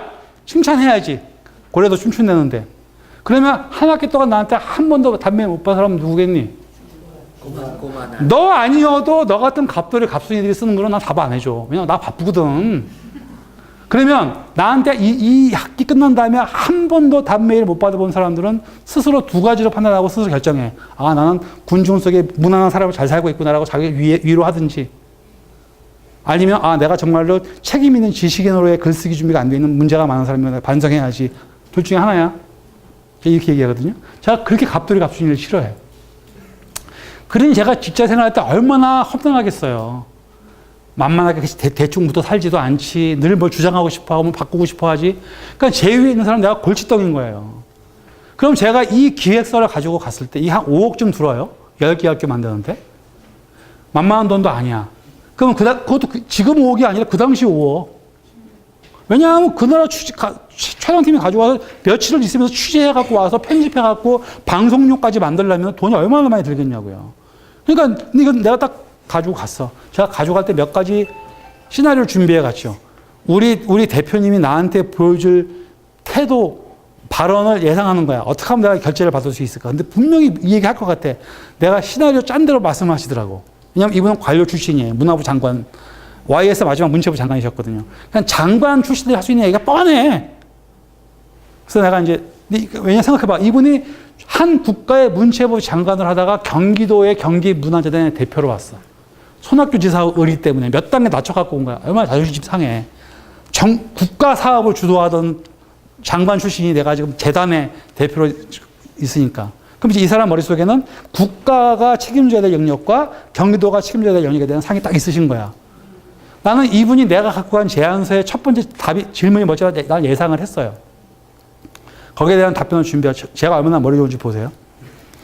딱 대표님 저 좋은 기획안 써왔습니다. 검토해 주십시오. 김학장, 네. 이게 중앙정부가 할 일이지 경기도가 할 일이야? 올컴이 나의 예상 질문지의 딱 첫 번째 1번이었어요. 네, 맞습니다, 대표님. 이거 정말 정부가 해야죠. 근데 아시겠지만 이게 정말 중요한데 지사님께서 세계 속의 경기도를 하신다고. 진짜 그랬어. 예, 예. 근데 여러분 보세요.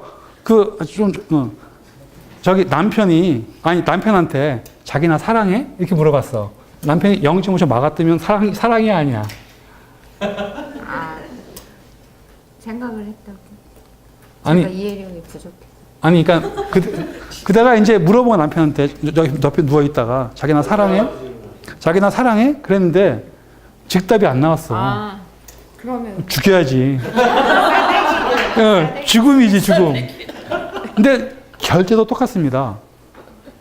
내가 만약에 이분이 이게 중앙정부가 할 일이지 경기도가 할 일이라는데 잘못했습니다. 그럼 끝나는데 내가 엉깠잖아. 맞습니다. 그런데 지사님께서 세계 속의 경기도를 하신다기에 이거는요 엉깐 거예요.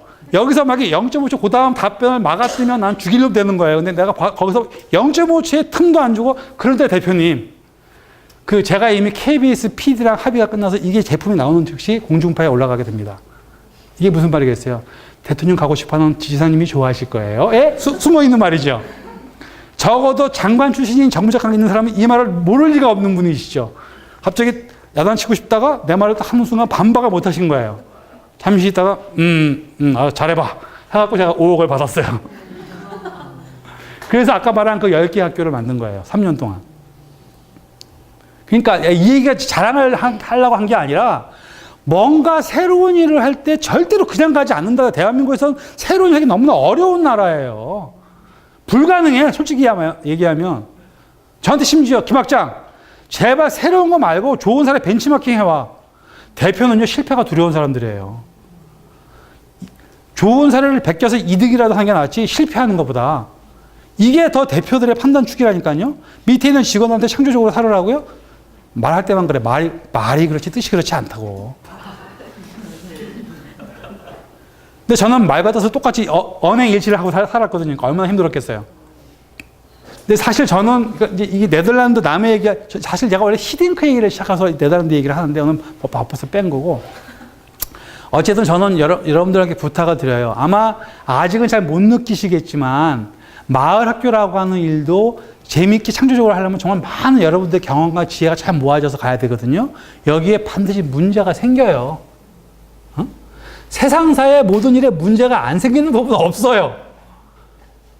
그러면 뭐가 문제예요? 문제가 안 생기는 게 문제가 걱정이 아니라 문제는 생긴다니까? 생긴 문제를 어떻게 해결하는가가 중요한 거잖아요. 집단지성의 지혜를 발휘해서 해결해야 되는 건데 거기서 갈등으로 끝나는 폭망을 하면 그거는 뭐 갑돌이 갑순이지 뭐. 여러분들이 갑돌이 갑순이가 아니기 위해서는 이 해결책에 대한 지혜로운 과정을 밟는 게 매우 중요할 텐데 제가 사대주의를 가지라고 다른 나라 사례를 얘기해 드린 게 아니라 그러니까 우리가 이미 그러니까 왜냐하면 저는 이 위크라는 법을 해석한 다음에 정말 이민 가고 싶었다니까요.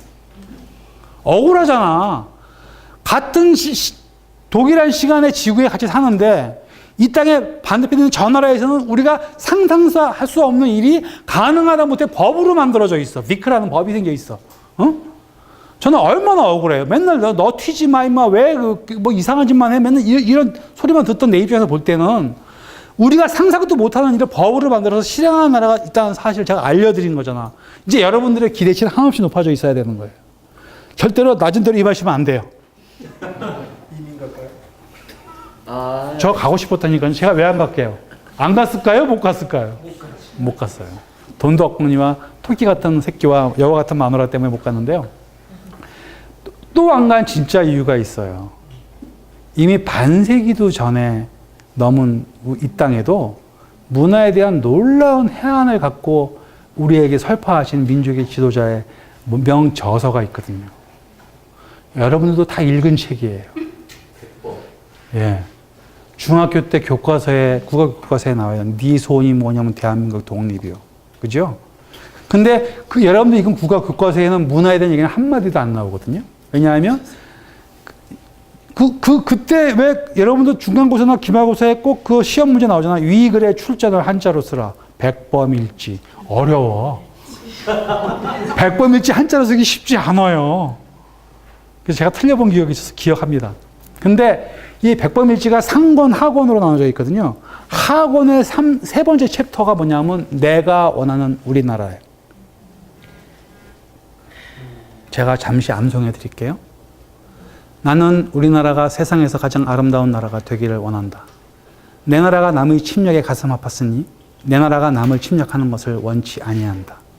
우리의 부력은 내 백성이 배불리 먹을 만한 우리의 강력은 남의 침략으로부터 우리를 지킬만 하면 족하다.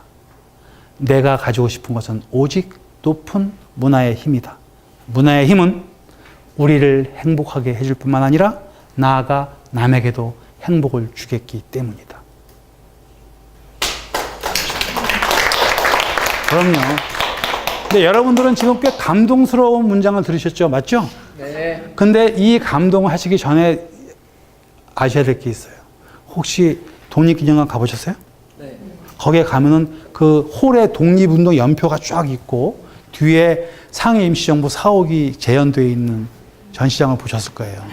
정말 그렇게 좀 누옥이라고 얘기하는 그런 누추한, 그러니까 비록 불란서 조차지이긴 했지만 상해, 남경, 중경 그런 옮겨 다닐 때마다 일본 밀정과 헌병대 급습에 전전 근거하면서 매일매일 먹거리 걱정해 가면서 상해 임시정부가 살던 그 엄혹하던 시절에 이런 놀라운 주옥 같은 문장을 썼다는 걸 생각하면 그 감동은 배가가 되는 거죠. 이 글의 뒤에 가면 자유에 대한 정의가 나오는데 한번 들어보시겠습니까? 자유. 잠자유 말고. 자유란 공원의 꽃을 꺾을 자유를 말함이 아니라 공원의 꽃을 심을 자유를 말합니다. 명쾌하죠? 예.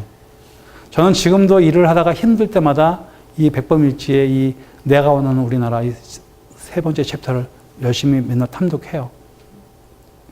갑자기 사보시고 싶으시죠? 꼭 보세요. 근데 생각보다 저는 지금 풀어 쓴 거지만 그때 말이 어려워서요. 문장이 쉽지는 않아요. 이렇게 주에서가 나오기 있으니까 그냥 읽어보시면 되긴 하지만 금방 쉽게 읽어지는 건 아닐 수 있습니다. 그러나 어쨌든 꼭 보시면 정말 우리 삶에 우리나라에도 이렇게 놀라운 해안을 지닌 문화에 대한 해안을 지닌 지도자의 글이 있었구나 알고 제가 이민을 안 갔어요. 이 땅에도 살만한 가치가 있구나 라는 걸 느꼈던 거죠. 제가 지금까지 이렇게 나와서 여러분들을 지금 만나고 있는 것입니다. 반갑습니다. 정작 오늘 중요한 문화예술 교육 얘기는 한마디도 안 했어요. 그러면서도 뭔가 얘기가 된 것 같지 않아요? 근데 뒤에 나오는 이 무수한 강의 하나 어떡한데? 요거 하나만 얘기하겠습니다. 시간이 많이 갔죠? 여기 예술 작품 활동하시는 분들 꽤 계시고, 강의 활동하시는 분들 꽤 계시는데, 제가 저 얘기만 좀 드릴게요. 무수한 사조가, 제가 약간 얘기인데, 얼마 전에 조용남의 화투그림 사건 기억나시죠? 여러분들은 조용남의 화투그림 사건 어떻게 생각하십니까? 조용남이 사기꾼입니까? 예술가입니까? 놈이죠. 왜요? 노동의 대가는 정확하게 지불해야죠. 본인이 직접 그리 그리지 않았다고? 대가는 지불했어야 돼요. 아니, 그러니까 돈을 적게 준 거가 나쁜 놈인 거죠. 그게 첫 번째 나쁜 놈이에요.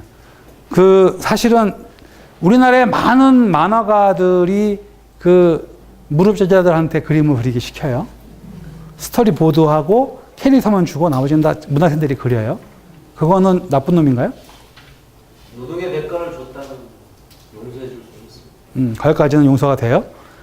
그러면 마르캥 뒷상이라고 하는 작가가 여러분들 다 보셨을 텐데 갤러리에 남자 소변기를 거꾸로 딱 걸어놨고 거기 밑에다가 스프링, 샘이라고 하는 제목을 붙여갖고 전시를 했어요. 전 세계의 비평가들이 브라보, 컨셉티드 아트의 탄생이야, 개념미술의 탄생이야, 극찬을 보냈어요. 마르켈 뒷상은 저 소변기를 직접 만들었습니까? 마르켈 뒷상은 저 소변기 자기가 직접 걸었을까요? 인부가 걸었을 거예요. 마르켈 뒷상이 한 건 뭘까요, 그러면? 그 창조 작업에. 그러니까 우리가 어쩌면, 여러분 다 하는 얘기 아니야. 우리가 나도 모르게 갖고 있는 나의 예술가는 고전주의 시대의 예술가가 고정되어 있는지도 몰라요. 직접 생각하는 사람 로댕에 정으로 찌우면서 돌멩이 맞아가면서 직접 찍거나 귀 잘라가면서 페인트 직접 그리는 고흐의 생각, 이것만이 미술이다라고 예술이라고 생각하는 우리의 고전주의 예술에 딱 갇혀 있는지도 모른다는 거예요. 우리 모두가. 그러나 세계 사조는 이미 뒷상 같은 사람이 남자 소변기 거꾸로 걸어놓고 그거를 전 세계 비평가들 박수를 치면서 환호를 보냈던, 이렇게 예술의 사조는 끊임없이 변하고 있는데 대한민국에 사는 우리 백성들은 아직도 고전주의 시절에 직접 페인팅하고 직접 돌로 쪼아야만 예술가라고 생각하는 이 사고에 딱 머물러 있다니까요. 우리의 미술교육은 거기까지야. 참 슬픈 현실이죠.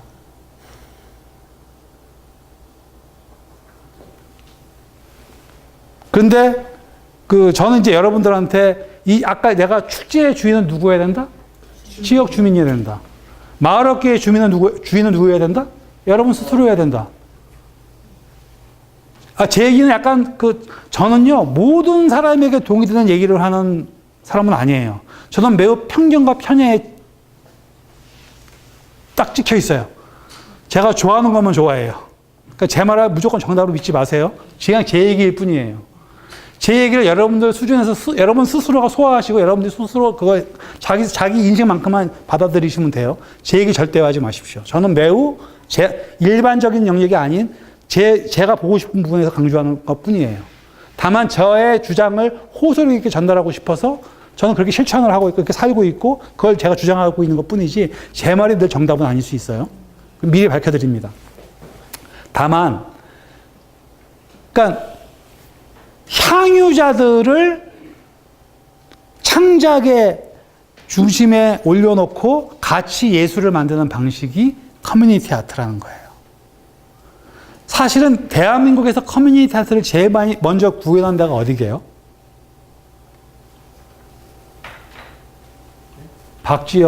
누구야? 댄스 가수들 매니지먼트 하는 회사들.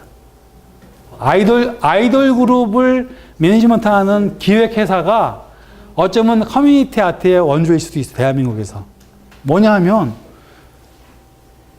예를 들면 무슨 SES나, 옛날에, 핑클, 그 다음에 요즘, 그 당시엔 H.O.T. 이런 친구들이 이제 신보를 낼 때, 앨범에 싱글을 낼 때도 어떻게 하냐면, 걔네 홈페이지에 그거 하나 띄워요. 그리고 팬클럽한테 올리는 거로 뭐라고 딱 올리냐면, 자, 이번에 내 신보를 준비하고 있는데 타이틀곡입니다. 여러분들 읽어보시고 평해 주십시오. 그리고 딱 몇 소절을 올린다고. 그러면 이 광팬들이 그 노래를 몇 번 들으면서 메일을 보내기 시작해요. 오빠, 멜로디 너무 죽여. 근데 너무 자꾸 듣다 보니까 미국의 어떤 그룹의 어떤 앨범 몇 번째가 너무 비슷해. 빨리 바꿔. 카피야. 이렇게 보내주기도 하고. 아, 오빠 나 그럼 멜로디가 너무 잠 못 잤다는 거 아니야. 나 잠 안 자고 밤새 노랫말 생각해봤어. 노랫말을 써서 보내. 그러면 또 기획사에서는 그 중에 어떤 노랫말을 채택을 해갖고 그 친구를 작사가로 데뷔를 시켜줘. 팬을. 이게 뭐예요? 향유자, 소비자의 신분에 있는 친구가 예술 창작 과정에 참여시키는 거잖아. 이게 커뮤니티 아트야. 이미 우리나라도 커뮤니티 아트라고 하는 것들이 광범위하게 들어와 있어요. 커뮤니티 댄스를 하는 공연장에 관객으로 가면 못 앉아 있어요. 수시로 불려나가.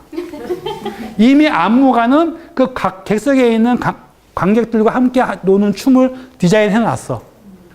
그래서 같이 노는 걸로 공연이 완성이 되게끔 만들어 놓은 거야. 그게 커뮤니티 댄스야. 그러면 커뮤니티 디자인이라는 개념은 어떤 개념이겠어요? 디자이너가 혼자 디자인 내용을 구상하는 게 아니라 그걸 이용하고 활용할 지역 주민이나 어떤 상가의 주인, 건물주들한테 같이 참여시키는 거야. 디자인 컨셉과 개념에 대해서. 자, 여기에도, 괴산에도 초등학교 벽화 같은 거 많이 그렸죠? 그 벽화는 커뮤니티 아트다 아니다. 진짜? 진짜 커뮤니티 아트라고 생각하세요? 내가 보기엔 공동체 노동이던데. 작가가 밑그림 다 그려주고 너는 빨간색 칠해, 넌 노란색 칠해. 색칠 노동한 거예요. 그거는 공동체 미술이 아니고. 그러니까 그 색칠 노동을 공동체 예술이라고 그 사기치지 말자는 거죠. 그건 사기예요. 조용남은 어쩌면 사기라고 얘기하기 애매할 수 있어요. 노동 착취. 아, 그거는 그 밑그림을, 그림을 그린 사람의 주장인 거고요. 그 사람은 그 그림을 그려주고 생계를 유지를 한 거예요. 그 거래 관계가 우리가 얘기하는 노동 착취라고 얘기하는 거는 나중에 시비를 거는 거고요. 그래서 처음부터 나는 이동하고 그림 못 그리고 거부를 했었어야죠. 그죠? 그러니까 참 입장이 다른 거예요. 그러면 그 그림을 그리면서 그 돈을 받으면서 그림을 그렸을 때는 뭔데? 포노되기 전까지는. 그러니까 이게 참 어려운, 애매한 거라니까요. 그러니까 예술의 문제를 난 더 화가 나는 게 뭐냐면 여러분 판사라고 하는 사람이 예술을 이해하는 수준은 얼마나 될까요? 아, 물론 금수저 집안에서 잘 교육받고 예술에 대해 안목을 키웠던 귀족 교육을 받은 사람이 있을 수 있어요. 그러나 그들은 다 고시 공부라고 하는 걸 통해서 세상과 단절돼서 처박혀갖고 법전 외웠던 친구들이에요.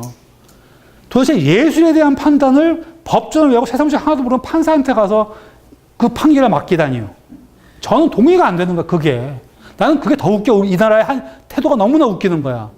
예술가의 행위에 대한 판단을 법관한테 가서 의뢰를 한다? 그게 예술이 법으로 제때를 갖고서 이건 넌 좋은 예술? 넌 나쁜 예술? 그 판사가 판단해줘요? 전 동의할 수 없어요. 거기에 대해서.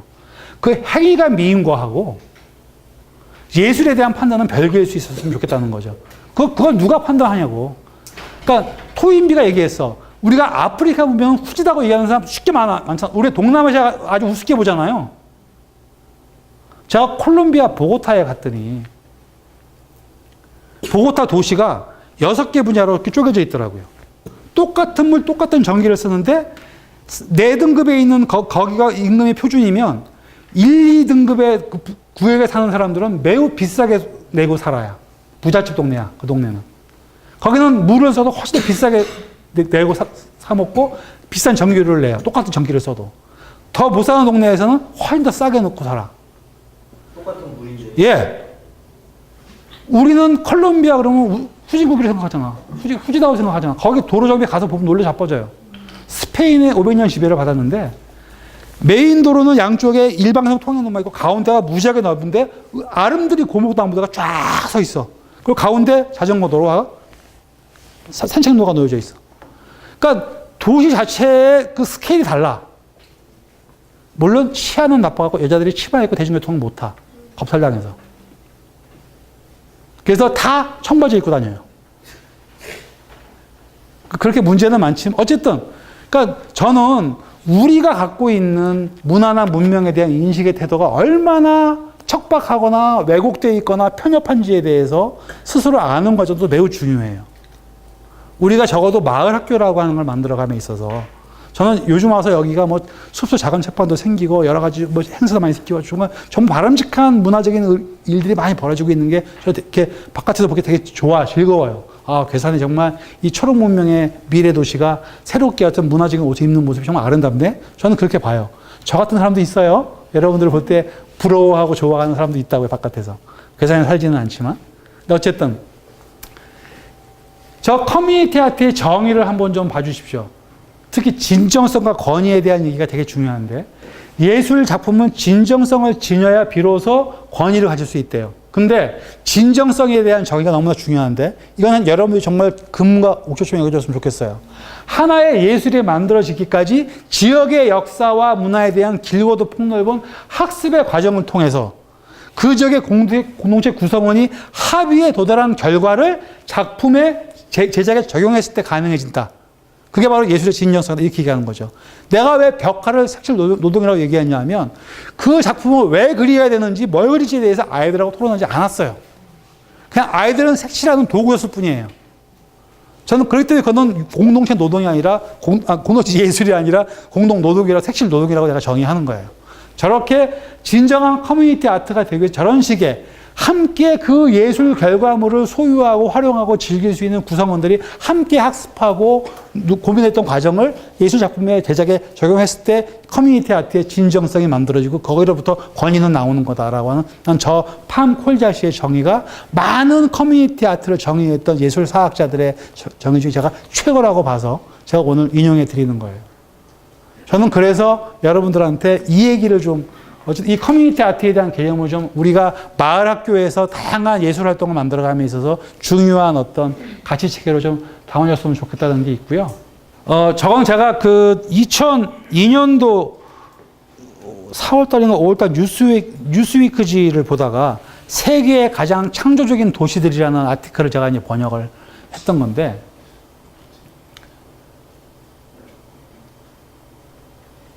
그러니까 저는 이제 괴산에 대해서 저는 초록문명의 미래도시라고 설명을 했지만 정말 살고 있는 많은 분들이 괴산의 빈약한 문화 인프라와 이런 낙후된 시설에 대한 이런 거에 대한 고민도 많으시잖아요, 솔직히. 근데 제가 이제 21세기가 갖고 있는 새로운 가능성에 대한 얘기를 하려고 제가 이 기사를 소개하려고 하는데 그 글을 썼던 그 기자의 주장이 뭐냐 하면 지금으로부터 두 세기 전인 18세기, 19세기의 세계 문화의 중심은 어디였다? 유럽의 각국의 수도였어요. 파리, 베를린, 런던, 그죠? 그런 나라들이 그로부터 100년이 지났을 때 세계의 문화의 중심이 어디로 이동했어요? 허드슨강의 진흙 뻘밭인 뉴욕으로 100년 뒤에 문화 중심이 이동한 거예요. 그로부터 다시 100년이 지난 지금 보니 전 세계 곳곳에 낙후된 곳들이 새로운 크리에이티브한 도시로 급선정하고 있다가 이 글의 핵심이었던 거예요. 그때 나왔던 많은 사례가 저 도시들이었거든요. 저 중에 가장 극적인 도시가 뭐냐면 멕시코의 티후아나입니다. 멕시코의 티후아나가 뭐로 유명해졌게요? 미국을 들어가는 미국 그러니까 전 세계의 쓰레기가 다 보이는 곳이야. 마약, 매춘, 폭력, 악명 높은 도시예요. 근데 저 도시가 그 기자의 눈에는 뭘로 보였냐면 새로운 뉴 하이브리드 해프닝이 벌어지고 있는. 그러니까 전 세계의 B급들이 모여서 만들어낸 B급 문화가 새로운 가치를 만들어내는 모양새가 보인 거예요. 그래갖고선 그 티후아나가 만들어내는 새로운 가능성을 주목해낸 것도 되게 놀랐고요. 안트워프는 요즘은 우리가 복면가왕이라는 TV 그 프로그램에 복면을 제작하는 그 빡빡머리 디자이너 때문에 많이 알게 됐어요. 안트워프의 왕립미술학교에 대해서.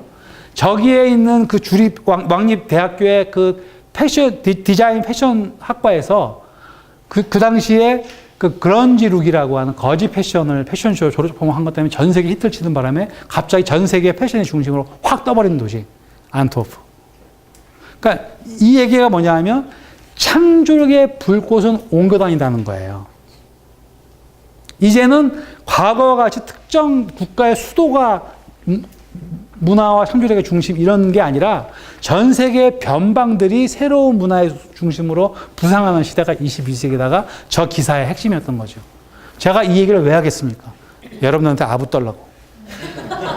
괴산은 비록 지금은 변방이나 쟤는 데는 초록문명의 미래로 보이고 여러분들이 여기에 새로운 창조력을 이 마을 학교의 담대함에 따라서 전혀 상상하지 못하는 일들을 만들어낼 수 있는 거죠. 대한민국, 제가 오늘 여기서 뭐 자료는 갖고 왔습니다만 강의는 못 해드리는데 사천 스토리의 마지막이 되면 화천이에요. 화천이 왜 유명해졌냐 하면 우리는 제가 지금 소개할 그 사례가 있기 전에 화천은 군사도시야. 군부대가 주도하고 있고 맨날 주말이면 휴가 나오는 군인으로 북적대는 도시가 화천이었어요. 근데 이 화천에 무슨 일이 벌어졌었냐면 이게 뭐냐면 저 기사에도 나오는데 새로운 창조력의 불꽃은 뛰어난 한 사람의 예술가의 이주를 통해서 만들어질 수 있다라고 하는 기사가 나와요. 딱 대한민국의 그런 사례가 화천인 겁니다. 춘천에서 오랫동안 문필 작업을 했던 이회수 소설가가 원래 고향이 경남 함양인가 그래요. 합천인지 함양인지. 내가 이제 수구지심이라고 이제 나이가 들어가고 죽을 때가 돼가면 작가들은 평생 소원이 뭐냐면 토지 박경리 문학관이 어디 있어요? 양구에 있잖아. 그죠? 양구에 있어요. 그러니까 이런 식으로 문학관 같은 거, 내 이름으로 된 문학관 하나 지어지는 게 문인들의 평생 소원인 거예요. 그럼 누구나 다 수구지심이라고 내 고향에 세웠으면 해서 이제 그냥 한번 그러면 저 함양 군수나 만나볼까? 거기 가서 인사드렸어. 제가 이회수입니다. 잘 알죠, 선생님. 그럼 그 다음에 군수가 알아서 말을 해야 된다. 더 이상 그 다음 시리즈가 안 나오는 거야. 자기 말을 못 하겠고. 그냥 밥만 먹고 그냥 왔네. 오면서, 그래. 내가 그 마누라 때문에 춘천에서 오래 일했을 거면 춘천시장을 만나봐? 아까 얘기했죠. 춘천시는 춘천시와는 아무 관계없이 예술가와 기획자가 만든 문화도시야. 그러니까 거저 먹었는데 행정에서 왜 신경을 쓰겠어? 제가 이해했습니다. 잘 알죠. 선생님 춘천 계시는데 제가 왜 모르겠어요. 또 그 다음에 말이 없네. 말도 못하고 집에 와서 큰일 났다 했는데 이 소문은 옆에 있는 화천 젊은 군수가 버선발로 뛰어왔어. 선생님 저희가 모시겠습니다. 그래서 화천에 문학관 지어줬어요. 그해 겨울에 무슨 일이 벌어졌습니까? 이회수 씨가 트위터에다가 삼천어 축제하는데 놀러 오세요. 그해 겨울에 화천에 130만 명의 관광객이 몰려갔습니다. 이게 21세기예요. 그러니까 그 구석진 곳에 있는 어떤 그런 조그마한 동네가 무슨 일로 갑자기 확 터질지를 아무도 모르는 게 21세기라는 거예요. 괴산, 기대하는 바가 큽니다. 이 중에 여러분들 누군가가 새로운 창조력의 불꽃을 만드는 주인공일 수 있다니까요. 그게 21세기예요. 이게 오늘의 주제 끝.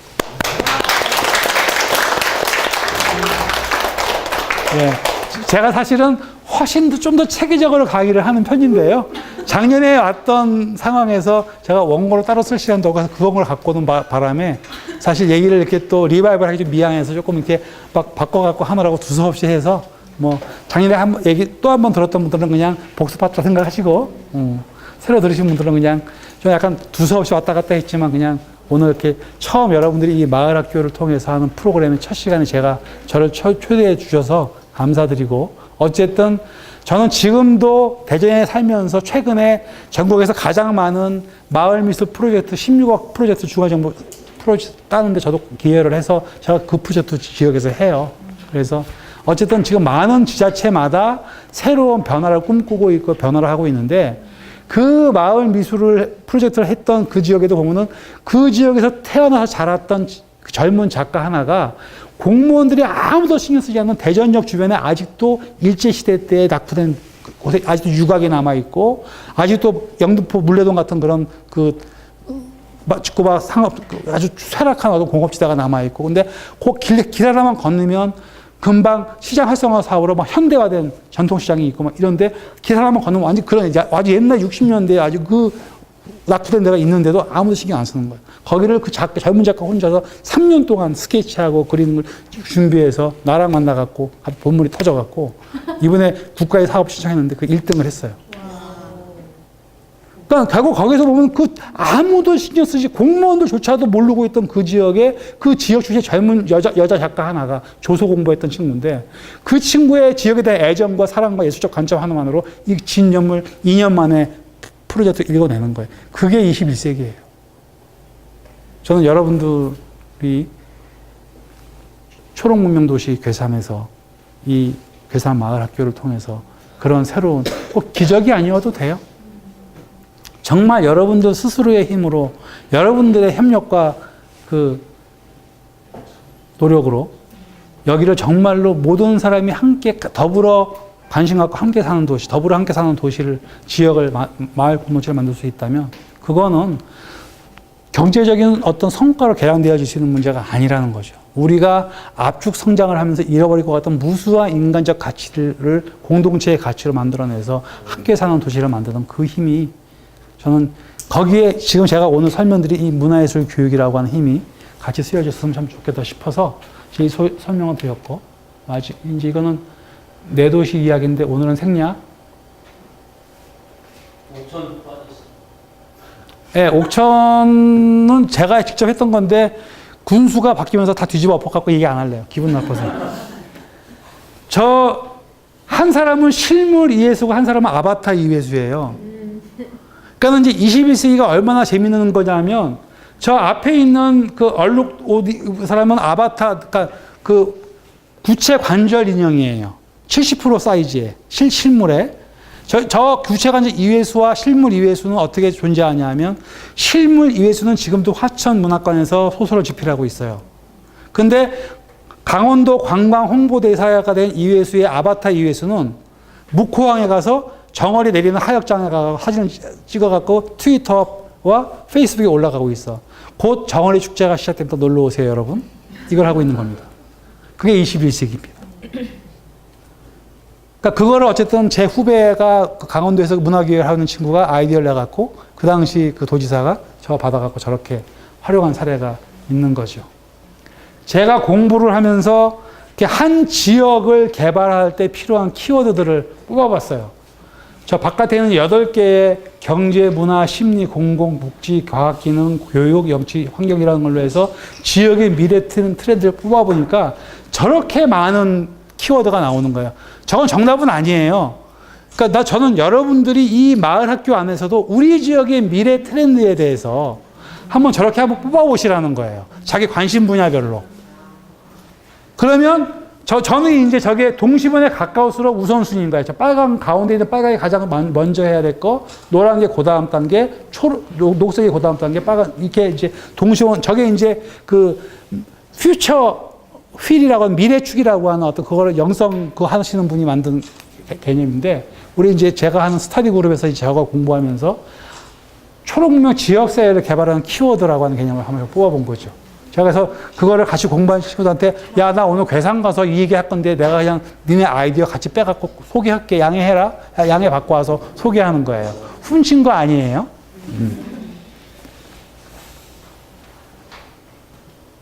마지막입니다, 진짜. 저는 이제 그 문화예술 교육을 하는 사람으로 제가 중앙정부보다 2년 먼저 경기도에서 문화예술 교육을 시작했던 사람이 진짜 제가 그쪽 분야 전문가거든요. 제가 오랫동안 이 일을 하면서 제대로 된 잘 살 수 있는 삶으로서의 문화예술 교육의 필요 충분 조건은 제가 저렇게 써봤어요. 오랫동안 제 경험의 산물이죠. 일단 오래된 선조들의 지혜가 농축되어 있는 전통 문화를 활용할 수 있으면 활용을 하자. 교육 프로그램에. 의무사항은 아니야. 그게 첫 번째고, 두 번째가 아까 얘기했죠. 인문학의 핵심은 미래를 바라보는 안목을 길러줘. 따라서 전통 예술 문화와 그 인문학을 이부자리로, 요와 이불로 삼고 그 속에 장르를 버무려서, 예술 장르를 버무려 갖고, 그 다음에 기왕이면 생태적인 요소를 담을 수 있어서 더 좋겠다.